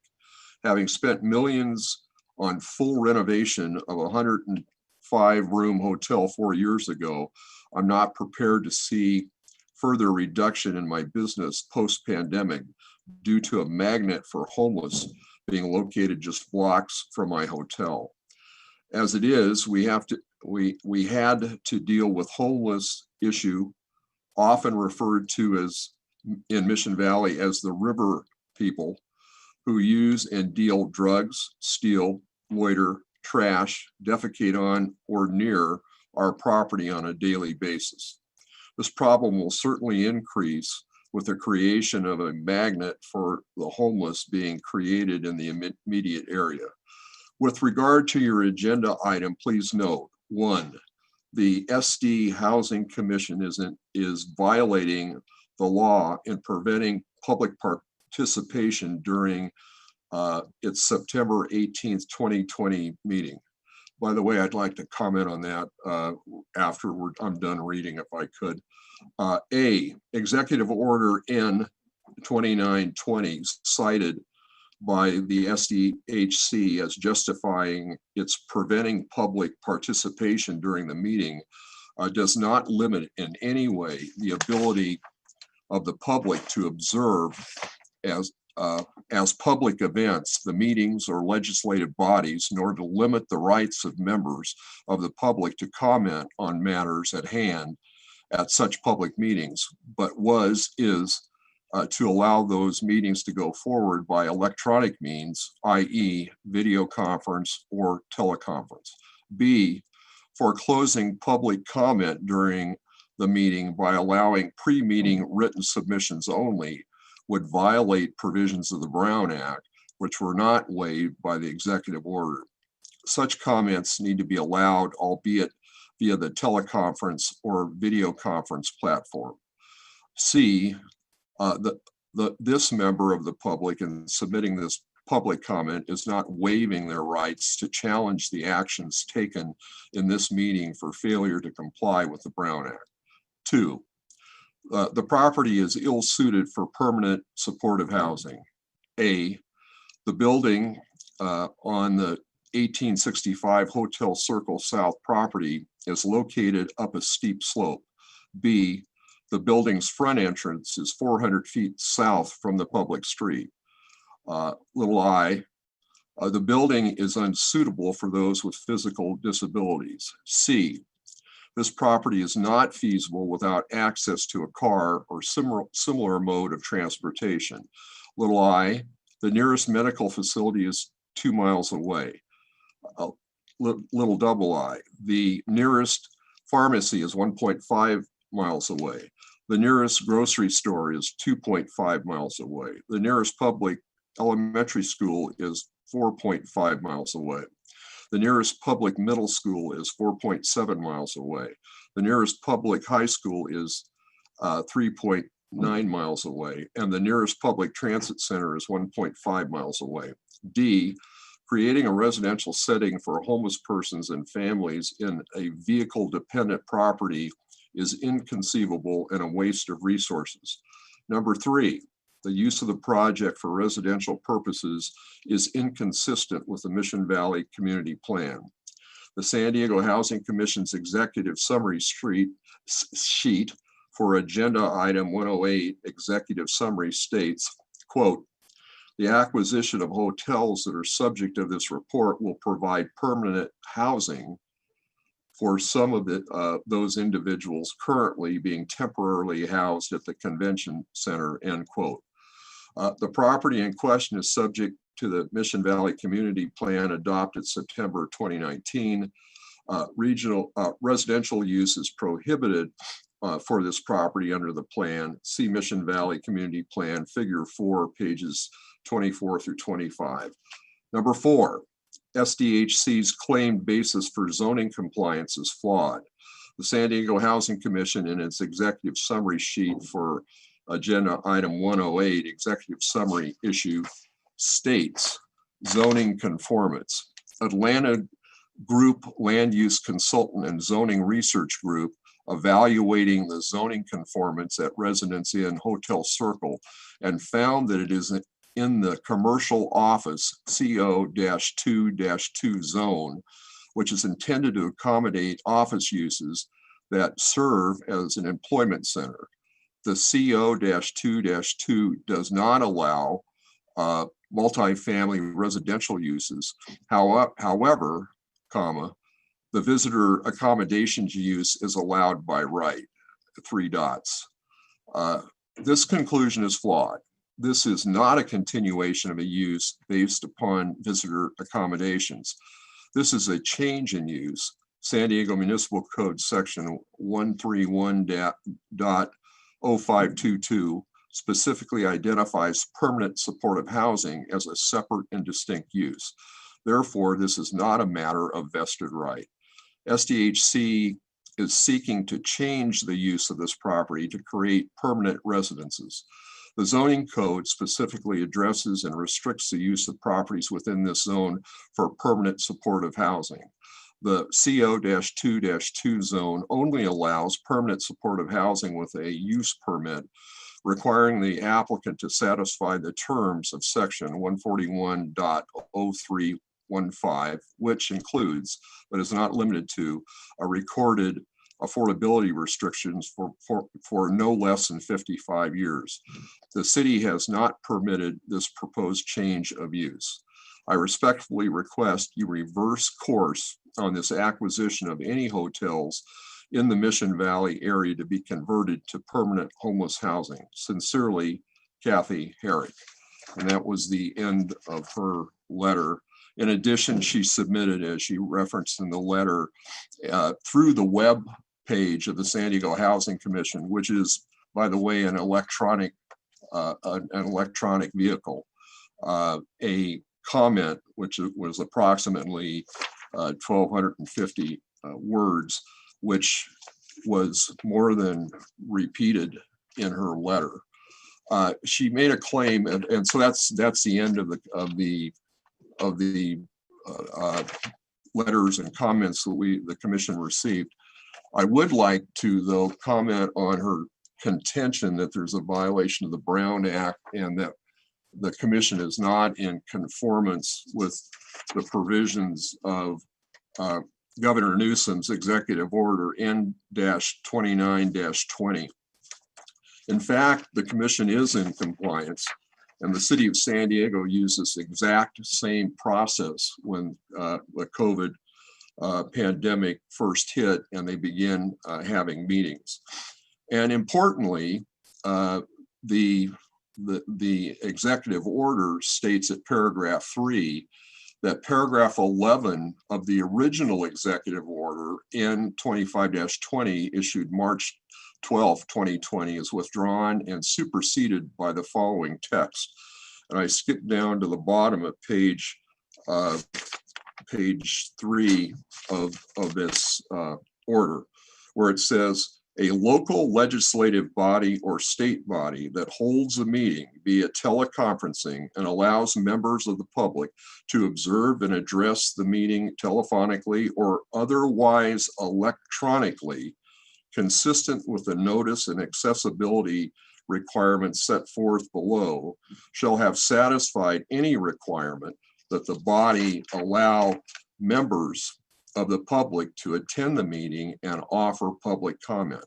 Such a body need not make available any physical location from which the members of the public may observe the meeting and offer public comment. End quote. As I mentioned before, and as it's stated on the agenda and has been for months, members of the public are allowed to use an electronic means to submit comments to the San Diego Housing Commission, which are then stated that they will be read into the record. That is in full compliance with Governor Newsom's executive order N-29-20.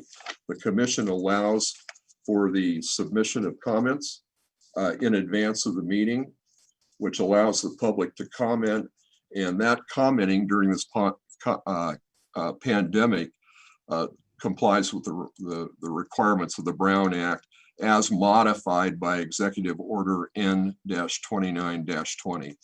And at the appropriate time, if the commission would like, after the presentation goes forward, I would be happy to comment on what I believe is the erroneous statement that the zoning for this property is not appropriate. It is. We've talked to the city about it. We have reports from experts that do this all the time. I've reviewed it. I've done land use planning and that type of law for almost 47 years. And it's my professional opinion that this is in full compliance with the zoning requirements. And I can explain why later if necessary. That concludes the comments, Madam Chair. Thank you, Chuck. I appreciate that.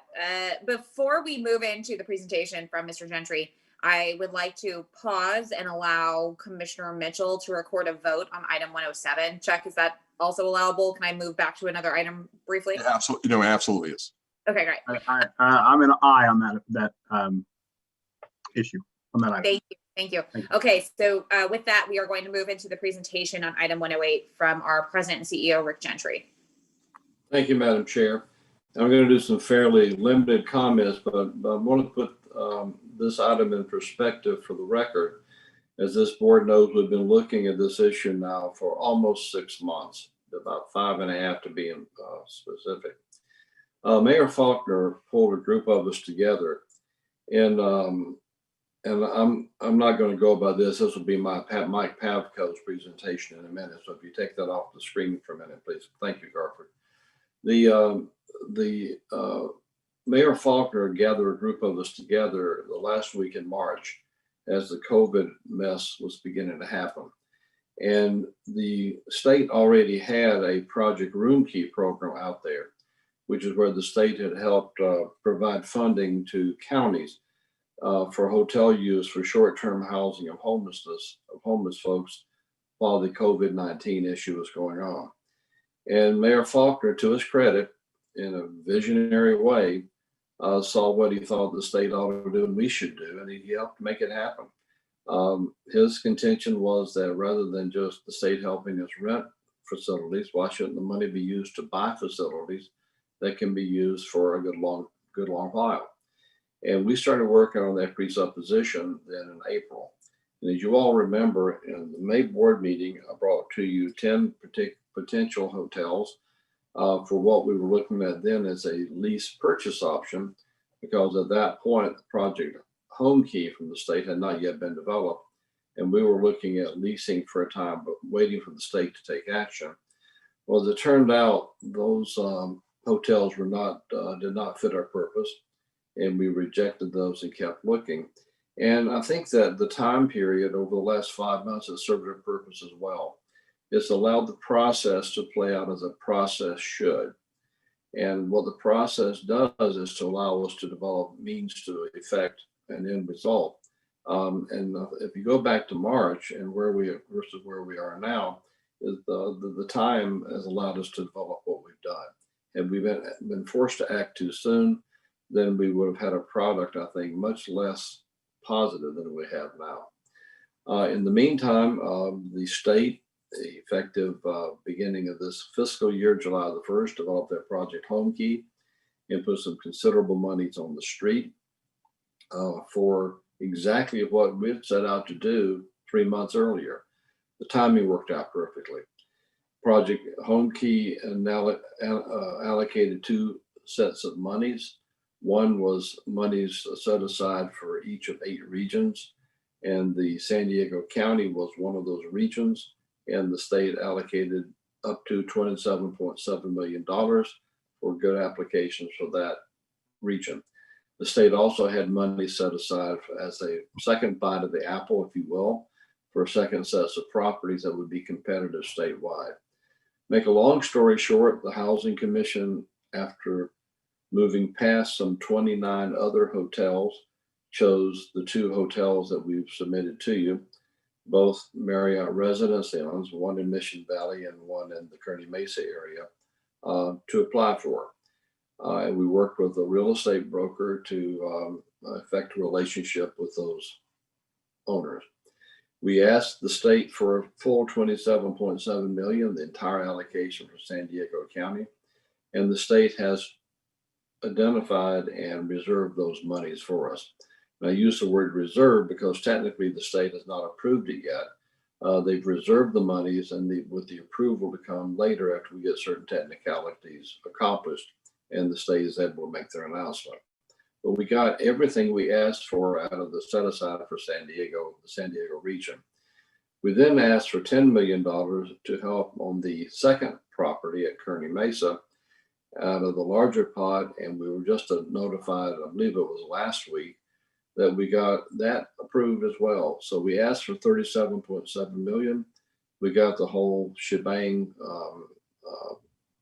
recognized and set aside by the state. We expect approvals to occur any day now. These properties, and I'm going to let Mike segue into the presentation on this in just a minute. I want to make one other comment first, or 2 other comments.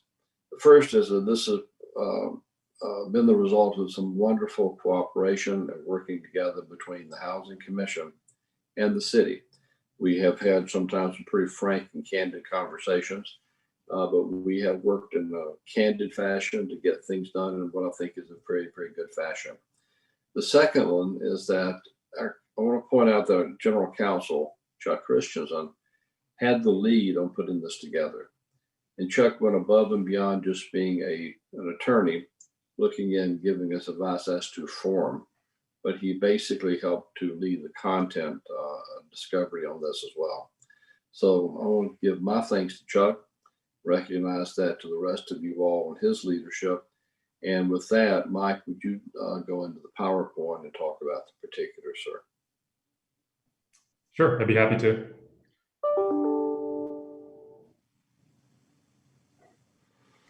All right, good morning, commissioners. Mike Pafko, Senior Vice President of Real Estate Acquisitions and Development.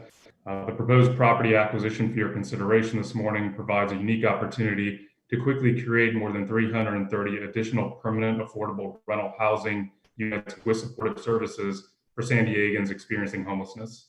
Next slide, please. The San Diego City Council has declared a shelter crisis in the city of San Diego that remains in effect today. In response to the COVID-19 pandemic, the city of San Diego on April 1st launched Operation Shelter to Home.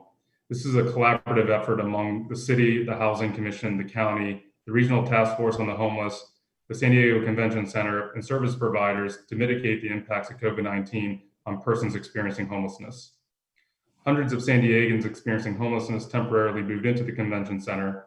Many of them have been identified through the coordinated entry system as needing permanent supportive housing to successfully end their homelessness and provide the appropriate levels of resources and supportive services to best meet their needs. In addition, last October, the City Council adopted the City of San Diego's Community Action Plan on Homelessness. The plan identified the need for more than 2,600 permanent supportive housing units in the next 10 years, with 60% of them, or 1,595 units, needed in the next 4 years. Next slide. Amid the shelter emergency in the city, the Housing Commission worked with a real estate broker to identify hotel sites for consideration. The Housing Commission also initiated extensive due diligence activities.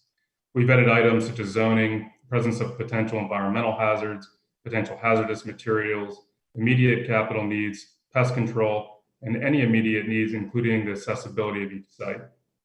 We also obtained appraisals and market studies for each site. And after reviewing 29 properties, we are presenting 2 for your consideration today: the Residence Inn Hotel Circle and the Residence Inn Kearny Mesa. Next slide, please. There are several advantages associated with the potential acquisitions of both of these properties. These units advance the goals of Housing First San Diego, the Housing Commission's Homelessness Action Plan, which already has created more than 9,200 housing solutions in less than 6 years for San Diegans experiencing homelessness. In addition, these acquisitions would use existing properties to create new affordable permanent supportive housing. Both properties are close to public transit and access to services, and they have ample community space for residents. The existing conference rooms and offices on site at both properties also provide space that can be used for supportive services. And both properties require minimal improvements, which allow for immediate occupancy. Next slide, please. So in the next few slides, I'll provide details about the Hotel Circle property. As you can see, it's located just south of the 8 in a great location in Mission Valley, Hotel Circle. Next slide, please. The Hotel Circle property was built in 2003 and provides a mix of 1 and 2 bedroom units. Each of the units has a kitchenette, and the property would provide 190 permanent supportive housing units, 2 manager units, and also on-site supportive services. Next slide, please. The purchase price for Residence Inn Hotel Circle is $67 million, which is less than the appraised value of $68.1 million. And the Housing Commission has committed 190 federal project-based housing vouchers to help pay the rents for those who live in the units. Next slide, please. So this slide shows the sources of funds the Housing Commission would use to acquire the Hotel Circle property. These funds include the $27.7 million in state home key funds. The state made funds available statewide for the purchase and rehabilitation of housing, including hotels, motels, vacant apartment buildings, and other buildings to convert them into interim or permanent long-term housing. The state has informed the Housing Commission that it has reserved these funds for our proposed Hotel Circle purchase in response to our application and competitive first come, first served process. Additional funding sources that you can see on the screen include a permanent loan from Chase Bank, Community Development Block Grant, CDBG funds, Housing Commission Moving to Work funds, and then deferred developer fees. Next slide, please. Moving on to the Kearney Mesa property, you can see the location on the screen here. It's located directly off of the 163, just south of the 52 in Kearney Mesa, another great location. Next slide, please. So the residence in Kearney Mesa was built in 1990 and renovated in 2013. It consists of studios and 2-bedroom units that will provide 142 permanent supportive housing units and 2 manager units. Supportive services also will be provided on site at this location. Next slide, please. So the purchase price here is $39.5 million. This is also below the appraised value per the appraisal. And to help residents pay for the rents, the Housing Commission has committed 142 project-based housing vouchers for the property. Next slide, please.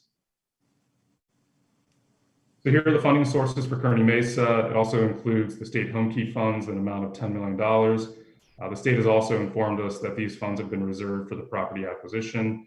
And then additional funds for Kearney Mesa include a loan from Chase Bank, Federal Coronavirus Aid Relief Economic Security Funds or CARES Act funding from the City of San Diego, Housing Commission Moving to Work funds, and then the deferred developer fee. Next slide, please. Okay, so the next several slides highlight some photographs for the properties, starting with Hotel Circle, and the pictures are going to show interior and exterior, including the kitchenettes in some of the rooms and the amenities. Next slide, please. So you can see from the photo, there's kitchenettes or full kitchens in some of the units, great amenities, really nice units. The property shows extremely well. Next slide. Here's a picture of the interior. You can see very high quality, very minimal, little to no work that's needed on the interiors of these units. The property was just renovated in 2018 and looks phenomenal. Next slide. Some of the the larger 2-bedroom units also have bunk beds for families, which would be a nice addition for us. Next slide. And then the kitchen or the bathrooms have been fully remodeled, and there are full bathrooms with ADA accessibility for the handicap units. Next slide. This is just the interior courtyard. There's a lot of open space at this property, which would be really nice for our residents to be able to move around. Next slide. And then a very large community area, a full kitchen, commercial kitchen, breakfast area, lots of tables, lots of offices for supportive services. This is going to be a really great asset for us. Next slide. This is the residence in Kearney Mesa, similar amenities. Next slide. This is one of the 2-bedroom lofts, 2-bedroom, 2 baths. Next slide. Kitchenettes, this is one of the ADA kitchen areas, but every unit has an individual kitchen or kitchenette. Next slide. This is the interior of the rooms. Next slide. Some of the exterior corridors, walkways. Next slide. And then this is the large community room. It also has a breakfast kitchenette area, lots of space for individuals to gather. Next slide. Okay, so the staff recommendations are detailed in report number HCR 20-81, which was distributed to the board and posted on the Housing Commission website on September 15th. Staff requests that the board recommend that the Housing Authority of the City of San Diego take the staff recommended actions to enable the Housing Commission to acquire residents in Hotel Circle and residents in Kearney Mesa. Next slide. And that concludes our presentation. We're available for questions and comments. Thank you. I'm going to guess that there's going to be some commissioner questions and commissioner comments. So jump on in whenever, if you'd like to. Any commissioner comments, questions? I'll start. Am I understanding correctly that we're purchasing these furnished? That's correct. That's fantastic. Yeah, very nice furnishings also. A lot of new beds and dressers, and really can be very nice for the residents when they move in. Yeah, absolutely. Can you talk to us about timing? Yeah, well, the state funds require us to close by December 30th. So we're on track to go to the Housing Authority next month, complete due diligence and close the projects probably by late November, early December. Okay, that's fantastic.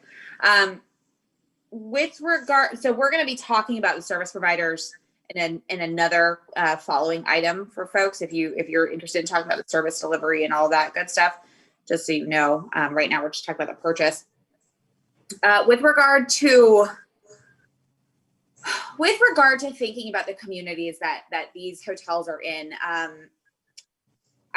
I'm impressed with both locations. I think that they have a lot to offer, particularly Kearny Mesa. At this point, does not strike me as perfect. However, knowing that Kearny Mesa will be going through a new community plan update in the very near future, Kearny Mesa is expected to grow exponentially. It's going to be a wonderful place to have an asset like this, particularly such a large one where folks will be able to access the community as it grows, as it evolves, and as it improves. So I think that is a really positive thing.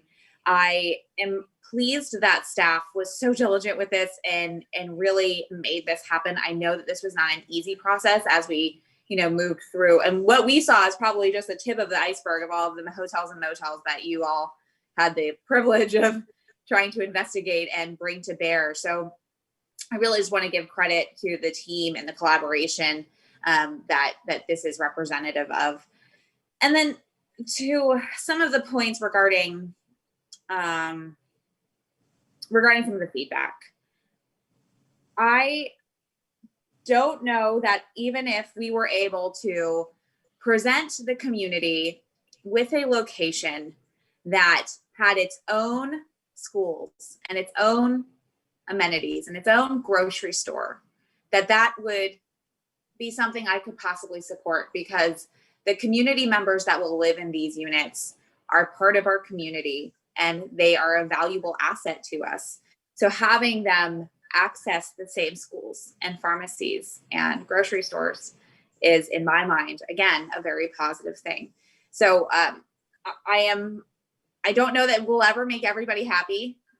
There's always a little bit of controversy when we're proposing to move low-income families or formerly homeless individuals near other humans.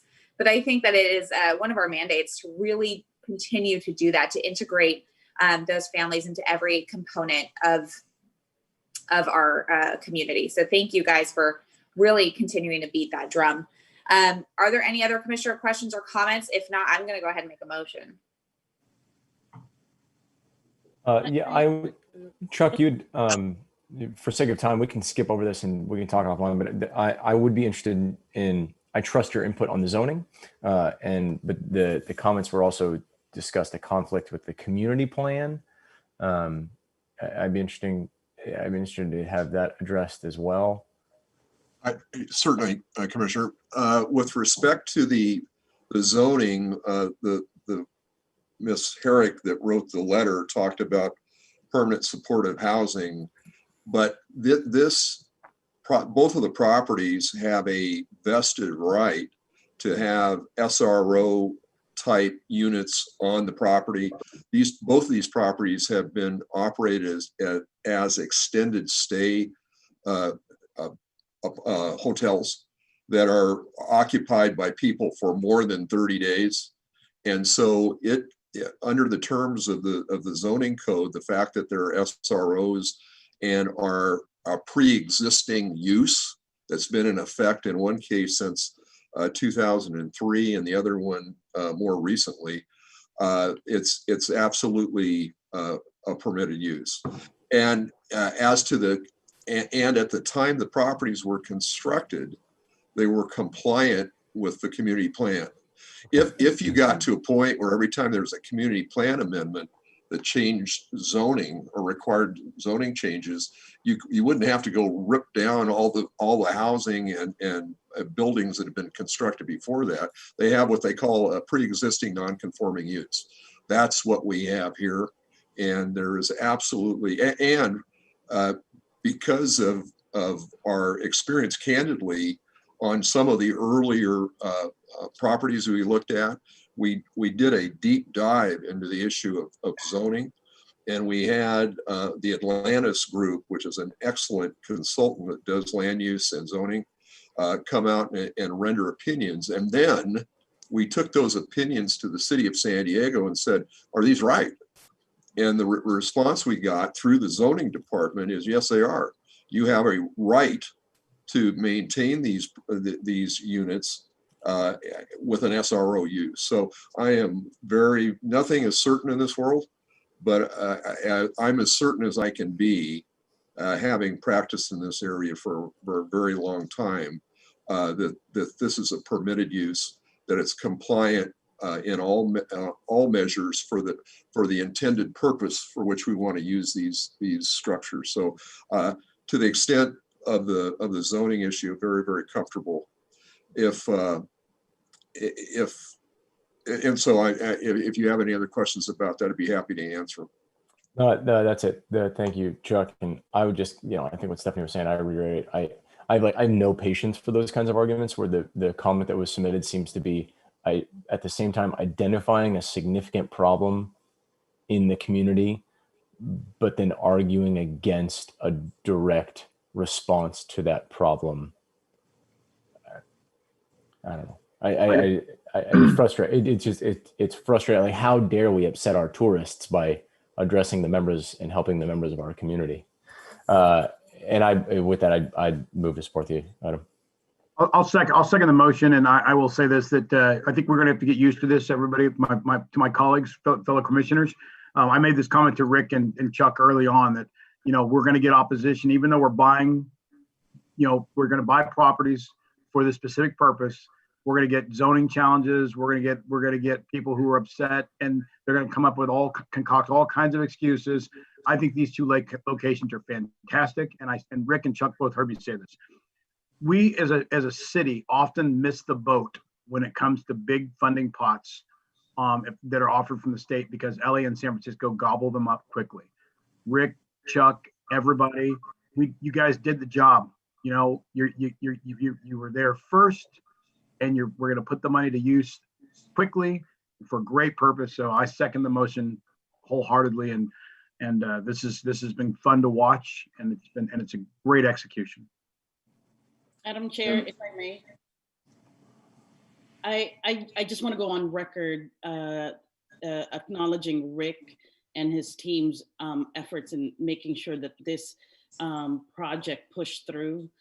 Our ability to purchase properties to house people is exactly what we need to be doing. And I am highly offended, and again, criminalizing a portion of our population because they are homeless. I am deeply offended by, and they will continue as it was described, if we don't house our homeless population, because they don't have a place to go.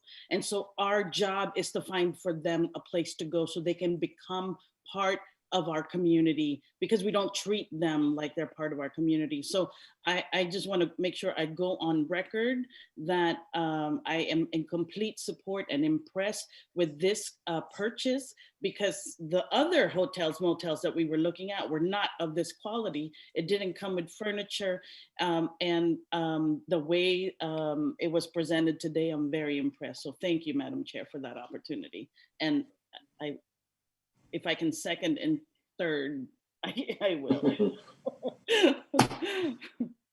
Sure. We have motions and we've got backup motions now, so that's great. We do have a motion and a second on the floor. I will call it to a vote if there's no other comments from anybody.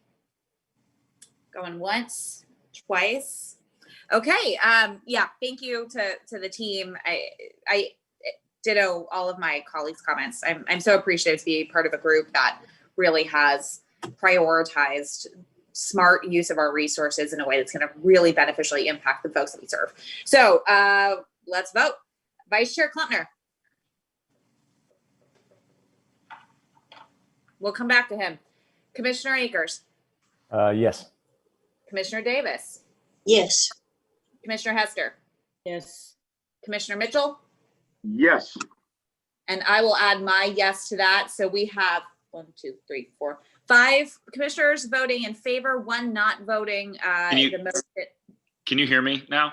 Yes, yes. Okay, thank you. I'm sorry. I've had microphone problems that my microphone is not working. So I'm going to throw in a comment that I was trying to get in earlier before I realized nobody could hear what I was saying. Oh, go for it. With my yes vote. So you can definitely add me. I would absolutely, given all the work that's gone into this, I would be devastated to be recorded as not voting on this item. So thank you. Thank you for your patience. No, I just wanted to point out that we had 2 comments from the community on this item, and I think it's perfectly fair to raise concerns and whatnot. We want feedback from the community. However, 2 completely different examples there. One comment raised some concerns and asked that we consider those and make sure that those issues are addressed. Reasonable things about the location and the types of services that need to be provided with this in order to make it work. And did that in the context of supporting the mission that we're all trying to solve here, and the need to provide housing for this population. The other comment, as has been pointed out, went the other direction of being completely not constructive and presenting obstructionist arguments. So just for anybody in the public watching how your comments go over when you submit them, the issue here is not that we don't want concerns raised. It's not that we don't want to hear your opinion on this. It's that we want constructive solutions. And so if you have a concern and you want to bring it with a suggestion on how we get to where we need to be as a community to address that concern, more than welcome. If you bring as has been pointed out here, point out the problem and then rattle off a list of reasons why you're going to stand in the way of making any progress, it will not go over well here. So that's my feedback back to anybody that would be considering public input in the future. So I'll leave that with my yes vote. Thank you. So the motion carries unanimously. And we are off to our next and not final, I almost misspoke there, item, which is item 109, related to the preceding item. This is the approval of the fiscal year 2021 agreements between the San Diego Housing Commission and People Assisting the Homeless, PATH, as they're more commonly known, and Father Joe's Village for the provision of services and property management operations in San Diego Housing Commission owned permanent supportive housing developments, the 2 we just talked about. 1 public comment was submitted in support of this item. Once again, I'm going to ask our General Counsel Chuck Christensen to read that comment into the record. Chuck? Yes, thank you, Madam Chair. As you stated, the comment was from Zach Schlegel of PATH, and it's as follows. On behalf of PATH, People Assisting the Homeless, and our CEO, Joel Roberts, we appreciate being considered as the operator for the Residence Inn Mission Valley site. In addition to our experience serving individuals experiencing homelessness at our existing permanent supportive housing sites in San Diego, including the Mission Valley neighborhood, we have extensive experience transitioning hotels into housing across the state. We commend the Housing Commission for moving in this direction, as this site will be a critical resource towards reducing homelessness in the region. It's especially imperative that we be innovative during the ongoing pandemic in order to ensure the safety of the most vulnerable among us.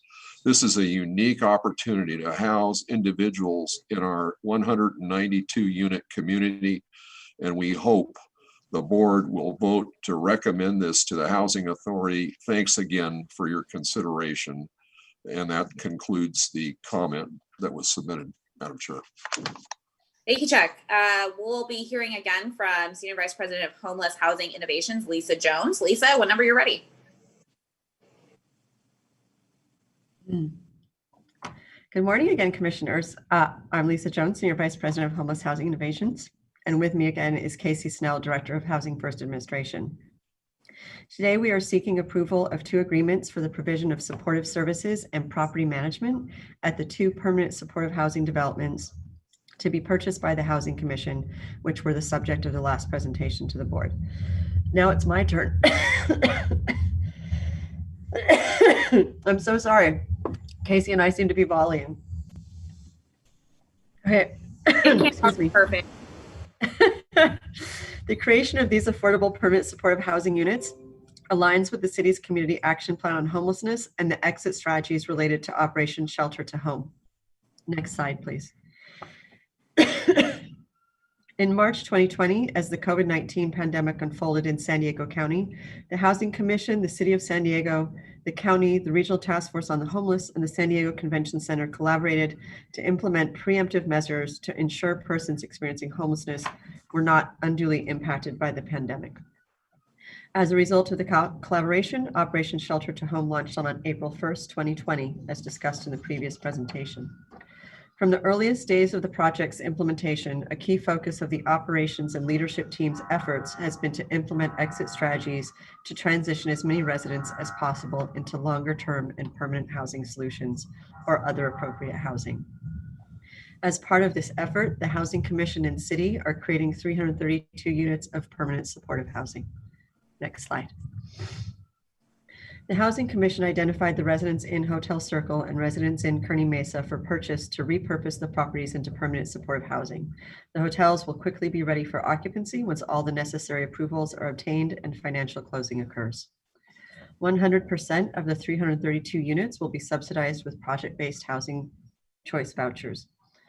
To facilitate placements into these housing units, if the proposed Housing Commission purchases are approved, Housing Commission staff, shelter staff, and volunteers are already conducting eligibility appointments for Operation Shelter to Home participants who have been referred to a permanent supportive housing solution through the coordinated entry system.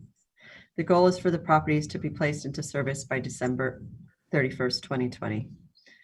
The creation of these permanent supportive housing units supports the city's community action plan on homelessness, which identified the city's need for an additional 2,659 permanent supportive housing units to be constructed or acquired over the next 10 years. Next slide. The Permanent Supportive Housing Program is a long-term housing solution offering voluntary wraparound services and case management while also providing rental subsidies. As previously mentioned, the rents will be subsidized with the application of project-based housing vouchers. Tenants will pay a predetermined portion of their monthly income towards rent, and the voucher subsidy will recover the remaining amount. The program will be operated using a housing first model to ensure low barrier entry and tenancy for all program participants.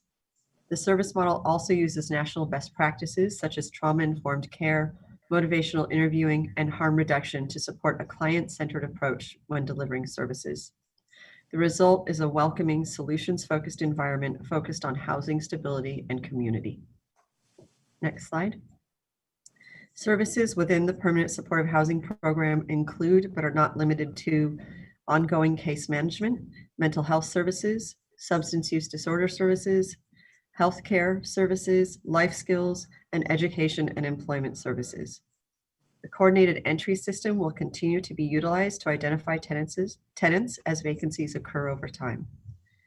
Project-based housing vouchers are linked to the housing unit, so when a resident is ready to move on, the voucher remains with the unit to help another individual experiencing homelessness.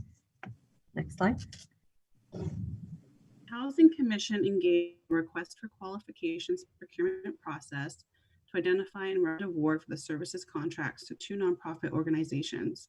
The service providers will also contract with third-party property management agencies with a demonstrated track record of successful partnership to oversee and manage the daily operations of each development. The request for qualifications was issued on May 4th, 2020, using Planet Bids. 64 vendors were notified about the solicitation using both the Housing Commission and city portals. 7 proposals were received by the May 18th deadline. A source selection committee evaluated, scored, and ranked the responses, and is recommending that the contracts be awarded to People Assisting the Homeless, or PATH, and Father Joe's Villages. Next slide, please. PATH is an established social service provider with more than 30 years of experience meeting the needs of individuals and families experiencing homelessness.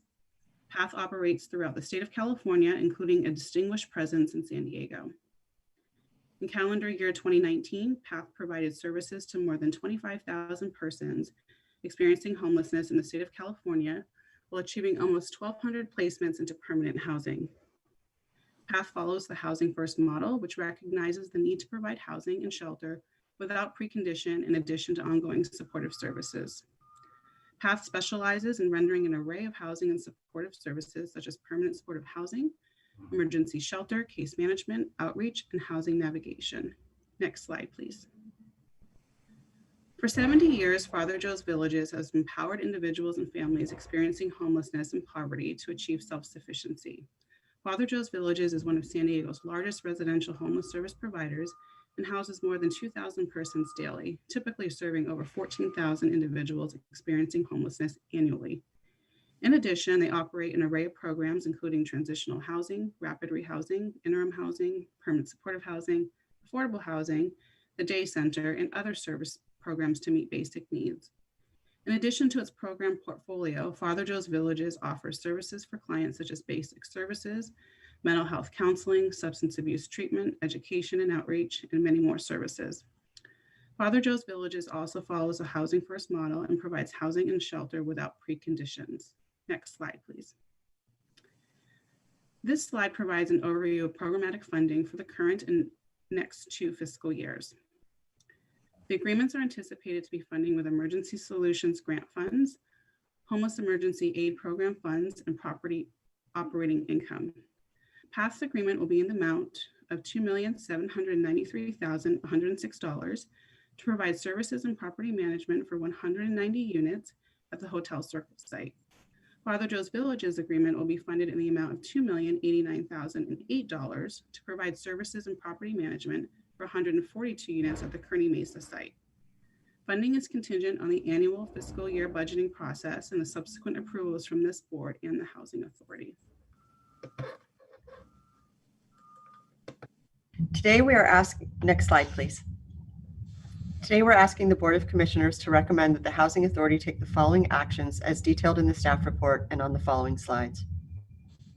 Authorize the Housing Commission's President and Chief Executive Officer or designee to execute an initial 1-year operating agreement in amount not to exceed $2,793,106 with 1-year option to renew with People Assisting the Homeless to provide supportive services and property management in a permanent supportive housing development located at 1865 Hotel Circle South, San Diego, and execute an initial 1-year operating agreement in an amount not to exceed $2,089,008 with a 1-year option to renew with Father Joe's Villages to provide supportive services and property management in a permanent supportive housing development located at 5400 Kearny Mesa Road, San Diego. Next slide. Authorize the Housing Commission's President and CEO or designee to execute a service provider agreement with property management subagreement as approved by General Counsel. Choice of a property manager by the service provider shall be subject to the approval of the same by the Housing Commission's President and CEO or designee. Authorize the Housing Commission's President and CEO or designee to execute all necessary documents and instruments that are necessary and or appropriate to implement these approvals in a form and format approved by General Counsel, and to take such actions necessary and or appropriate to implement these approvals. Next slide, please. And authorize the Housing Commission's President and CEO or designee to substitute funding sources and or increase compensation by not more than 20% of the total agreement amount for the proposed agreement, if necessary, without further action by the Housing Commission's Board of Commissioners, but only if and to the extent that funds are determined to be available for such purposes. Next slide. This concludes our presentation. We're happy to answer any questions. Thank you. I would actually, I do want to know a little bit more, sorry folks, I'm just going to launch in, about transportation for the Kearny Mesa location. Hotel Circle is a little bit of an easier place with lots of stuff around. Kearny Mesa, not as much currently. So will there be shuttle service or things like that once people are allowed out again? Yes. So actually for both sites, a full-time minimum of 5 days a week shuttle services were built into the operating costs for both Kearny Mesa and for Hotel Circle. Brilliant. Thank you. Commissioners, any other questions or comments? Everybody's just thrilled. Okay. Madam Chair, if I may, Yes. if there's a similar service in the Hotel Circle property. Yes, for both the Hotel Circle and for Kearney Mesa, there's a minimum of 5 days a week, full-time shuttle services. Thank you. Do we have a motion in the absence of any other comments or questions? Motion. I move to approve. Oh, So we've got a motion by Johanna. Commissioner Hester, Commissioner Davis, I'm going to mark you as a second. good, thank you. Great. Okay, with that, let's go through and vote via roll call. Vice Chair Klempner. Yes. Commissioner Akers. Yes. Commissioner Davis. Yes, Commissioner Hester. Yes. And Commissioner Mitchell has left the meeting. And I will add my vote as a yes. So that passes unanimously with all 5 commissioners voting yes and then opposing. Our final item, I'm pretty sure it's final, is item 110, the authorization to expend federal CARES Act funds that have been awarded to the San Diego Housing Commission to provide one-time rental assistance through the City of San Diego's COVID-19 Emergency Rental Assistance Program. We had no public comments submitted on this item, and Executive Vice President and Chief of Staff, Jeff Davis, will present. Jeff, whenever you're ready. Good morning, Commissioners. I'm Jeff Davis, Executive Vice President and Chief of Staff. The item before you is an opportunity for the Housing Commission to provide hundreds of low-income families affected by COVID-19 the help that they have demonstrated that they need to be able to pay their rent. And this will help to prevent displacement from their homes. Next slide, please. The Housing Commission administers the City of San Diego's COVID-19 Emergency Rental Assistance Program. This program provides one-time rental assistance for families in the City of San Diego who are low income and who have experienced financial hardships due to COVID-19. Slide 3. The eligibility criteria for the program includes that the family must live in the City of San Diego and have had income at or below 60% of the area median income prior to COVID as of January of this year. For reference, that's about $64,200, excuse me, for a family of 4. The types of financial hardships that families may experience include the loss of income because their work hours were reduced or that they were laid off, a loss of income due to sickness with COVID-19 or caring for a family member with COVID-19, or loss of income due to the compliance with government health recommendations to stay home and self-quarantine. Residents of Housing Commission owned affordable housing and those who receive Section 8 Housing Choice Voucher rental assistance from the Housing Commission are not eligible for this program because we have implemented robust hardship programs and policies to help them. Next slide.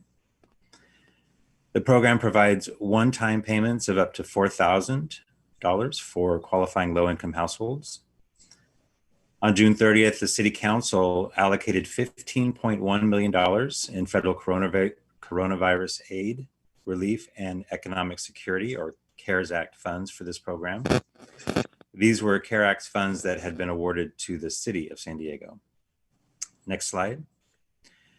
We launched the application process for this program on July 20th, and applications were accepted through August 7th.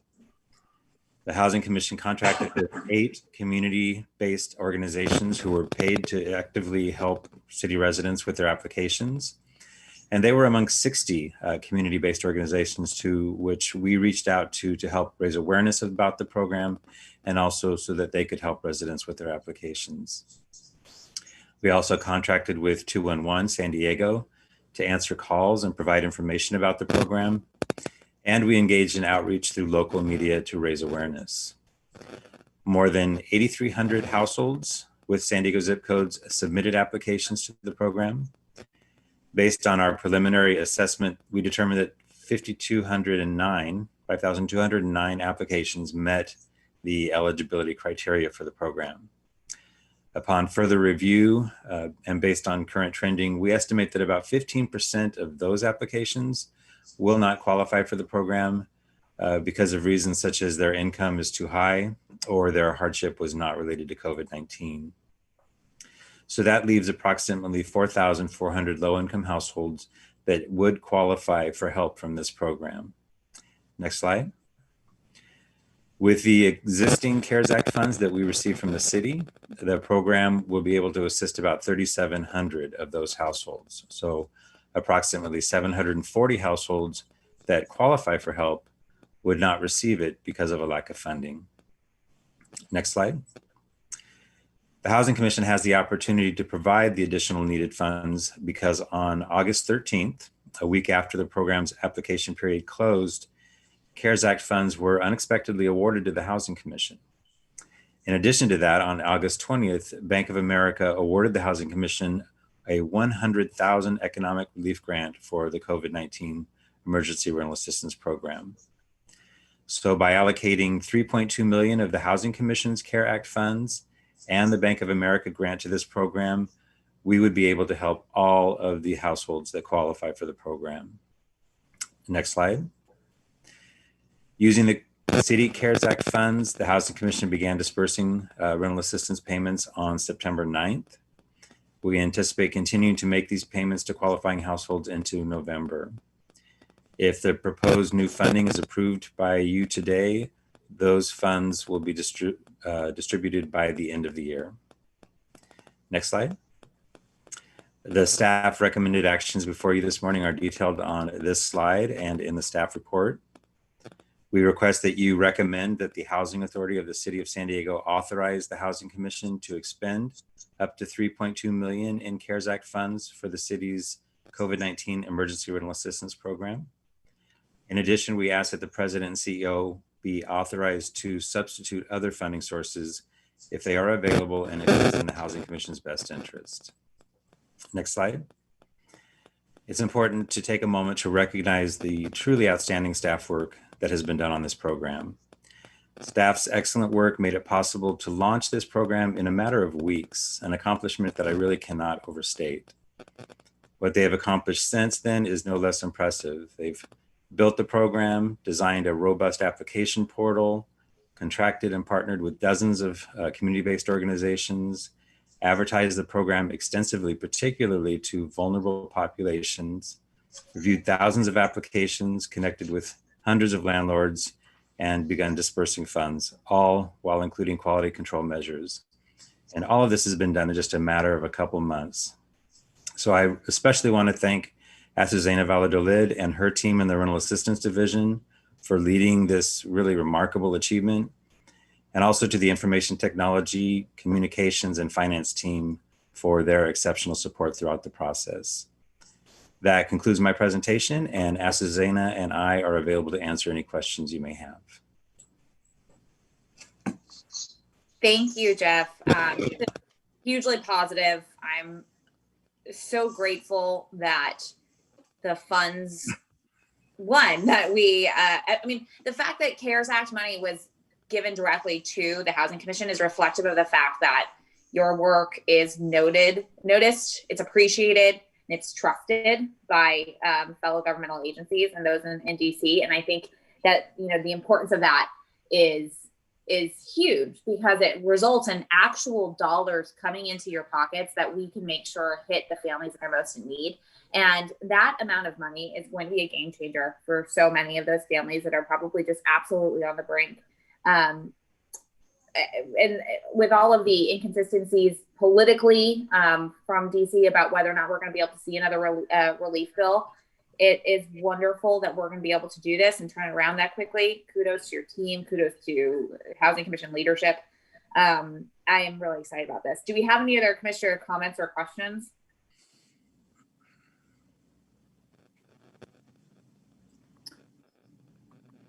Going once, going twice. Okay, do we have a motion? I move to approve. Okay, Commissioner Davis, a second. Second. Okay, Commissioner Hester, you got there first. All right, we're going to roll call vote. Vice Chair Klumpner. Yes. Commissioner Akers. Yes. Commissioner Davis. Yes. Commissioner Hester. Yes. And Commissioner Mitchell, oh, not here. Okay, and I'm going to add my yes vote. So that is 5 voting in favor, nobody voting in opposition. That motion carries. And with that, I believe our meeting can be adjourned. So this does conclude. Madam Chair, could I have 30 seconds for, 30 seconds for. I thought it was my script. Yes, go ahead, Rick. Two brief comments. 2 things that give me as CEO great comfort. One is the presence and an active presence of someone whose fingerprints you don't always see what gets done here, but who's involved in everything you've seen happen today. And that is our Chief of Staff. It was fitting that Jeff introduced that last measure. That was his idea. And I think it gives me great comfort, and it should give this board great comfort to have someone of his quality as the number 2 person here. The second thing is it gives me great comfort too, the support and backing I get from you all. As we discussed earlier this morning, not everything that we do pleases everybody. Sometimes that's a gross understatement. And so when we're doing some of these things for the betterment of the city that don't always sit well with part of the city, I'll always feel the support of you all, active support, and particularly for the hotels projects this morning. Thank you for your support too. It means a lot. And that concludes my comments. Well, on that positive note, that also concludes the board's special meeting today. We are adjourned at 11:30 on the dot. Thank you, everybody. Have a great weekend. Stay safe. Thank you. Stay safe.